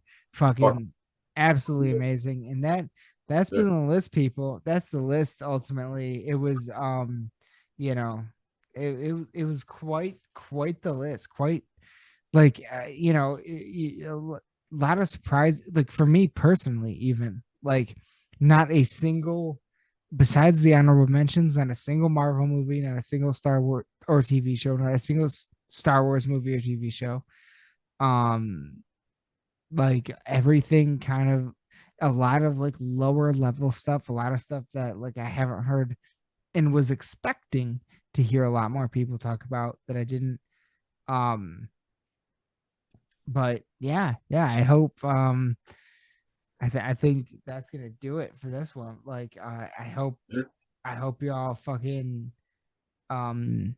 enjoyed this list, and let us know if you liked or hated any of the things that I listed tonight. Again, yeah, it was quite a, If we missed Jesus. anything, Yeah, oh god, yeah, please. If we missed any, oh yes, please. Because I definitely still feel like I have, but the more I've been researching, the less and less I feel that way. So I don't know anymore. Yes. But I guess I don't know. I'm walking away from this feeling like like I have quite a bit to check out, which is awesome yeah, because like I mean, like it kind of, it was first it was like American Horror Story, and then it was Hannibal and stuff. And like anytime I feel like you recommend stuff to me, or like we get talking about this stuff, I always kind of get excited because it just I find newer things that like I've only really either heard about or like need to check out and stuff. And so like yeah, I I there's a couple things I'm like, all right, like I actually am on a good streak right now. Like you and 3 or 4 other people have said the same thing to me this past like recently. I mean, it's Like true. everything you recommend, I love. I'm Yeah, like, I'm just on a good streak. I've just been watching everything, so I'm just like on a good streak, right? And I feel like I know what people will like, and so yeah, I'm just on a good streak right now with that. So yeah, like anybody, and yeah, like if we missed anything, or if any of you check anything and any of these things out, um, after seeing this, let us know. Like shoot us a comment. Easiest to get a hold of us definitely through Instagram or Facebook. But if you want to leave a comment on the YouTube, I will see it eventually. But my shit doesn't notify me when I get a comment on YouTube for some reason. So it takes me, sometimes it takes me a couple days. But yeah, that's been the movie TV 2022 end of the year list roundup. And oh, the next time you guys will see us will be that was the Filthy 15 TV and movie list. Next time you see us will be the Filthy 15 album of the review 2022 list, as we do every fucking year, and it's going to be a monster. So please I join. Yeah, I just want to say normally we end the year off with this, but I feel like in a lot of ways we're sort of starting off with a bit of a look back and stuff. And I think that yep. like I don't know, yeah, like it's I don't know. It's been good to be back at it. It's kind of like Very good to be back at it, and this is definitely more of a kickoff to the year as opposed to the end of the year as we normally do. But in fairness, I actually like just got a notification today or yesterday, where it was the last time we did an album of the year. So it was like we kind of like I think we've done it in January more than once. that's But yeah, well that's true. A lot of the I guess album of the year stuff. I feel But like this, we're a little but later with. but I think, in a lot of ways for both of us, the feeling of this year is a lot different. And Yeah. and so this episode, I guess this episode could act more of as a closing to the end of the year than in the album of the year list acts more kind of as kickoff. Because we're really gonna go in depth with that one, and it's gonna be a good time. So the next episode you see from us will be that one. So any closing statements, Aaron? I mean, considering we're about to be right back with album of the year, Yeah. No, yeah, we pretty much covered it. I need like, Beautiful. I don't know. I always feel like I need some kind of like, catchphrase or something, or like something like. Snoochie boochies. Yeah, yeah. I guess, yeah, sure. No, that shit was the Mad Flicks. Yeah, something. Yeah, I don't know. I guess I'm with sort of how we started, the sentiment this year, and kind of how you were saying, like, I don't really know what's to come. I don't really know like anything really coming out. So like I think that, and for the first time in a long time, I think that that's kind of exciting, because within the last few years, like everybody's just kind of put everything else out, and like to be at a point where it's like, all right, well, like who are we, what else is there, like, what else is, like, I don't know, it's just I'm pretty excited moving forward. But I also like I think it's cool that we're really like within the last year, I think, especially like, music wise and like movie wise and stuff, everybody's kind of putting out just the best stuff, because the last few years have been so difficult, I think. And you can, we kind of started talking about that at, the end of, 2020 or like 20, whatever it was. But like, I think that we're really kind of starting to see just the, really the best stuff. And, I'm excited. I think it's cool. I think we have a lot to look forward to. Yeah. That's for sure. That's for sure. But all right, everyone. That's going to do it for this episode of Lost in the Dark podcast. Our album, Jesus Christ. Our Filthy 15 movie and TV list for 2022. Thank you all so much for joining us. We will be back again with our Filthy 15 album of the year list. And till then, raise your fucking horns. Bang your goddamn heads. We love you all to death. Good night. And there it is. That was it for our top of the year list for movies and TV for 2022. Any of that you agree or disagree with, I would love to hear from you. If I missed something that really spoke to you, that you also maybe feel like you didn't get enough notice this year or anything like that, please let me know. Maybe even it was something that didn't get noticed and I didn't mention. Maybe I saw it and I didn't care for it. Who knows? I don't know. But I would love to hear from you and your opinions on everything when it comes to that. So, yeah, be sure to comment in the section below if you feel like it on any part of that at all. And especially if it's something. And you know what? Yeah, if you're watching this right now and you just watched the episode and then you go check out something I suggested, come back and comment. I would love to hear from you, or just leave a comment on a post and referring to this video or something like that. I don't care. But I'd love to hear from some of you on some of this, because it's kind of the most fun part, is like debating this stuff with your friends. It's not even a debate really. It's just like, this is why I like this thing. Let me try to get you into it. Like, and that's just so much fun for me. And that's kind of why I love doing this podcast so much, just to talk about the shit we love. So as I've always said, again, influenced by Kevin Smith in that way for sure. But that's going to do it, my friends. That's going to do it for this episode of Lost in the Dark podcast. First full length of 2023. Still rounding up 2022. Hopefully we will be able to get that done before the end of January, but maybe not at this point. So hopefully by the beginning of February. We're a bunch of metalheads. We take some time to do things, okay? but we do it right. God damn it. So, but yeah, that's going to do it. That's going to do it for this episode. Thank you all so much for joining. Again, if you saw anything you liked, if I suggested anything that you really liked, let me know in the comments below. I would love to hear from you. So that's going to do it. Until next time, as always, we got a lot more coming. We got a whole Filthy 15 album list still coming. So lots more coming very, very soon. Couple guests I'm getting lined up. It's pretty exciting. Couple I got in the bank still to edit down, and I'm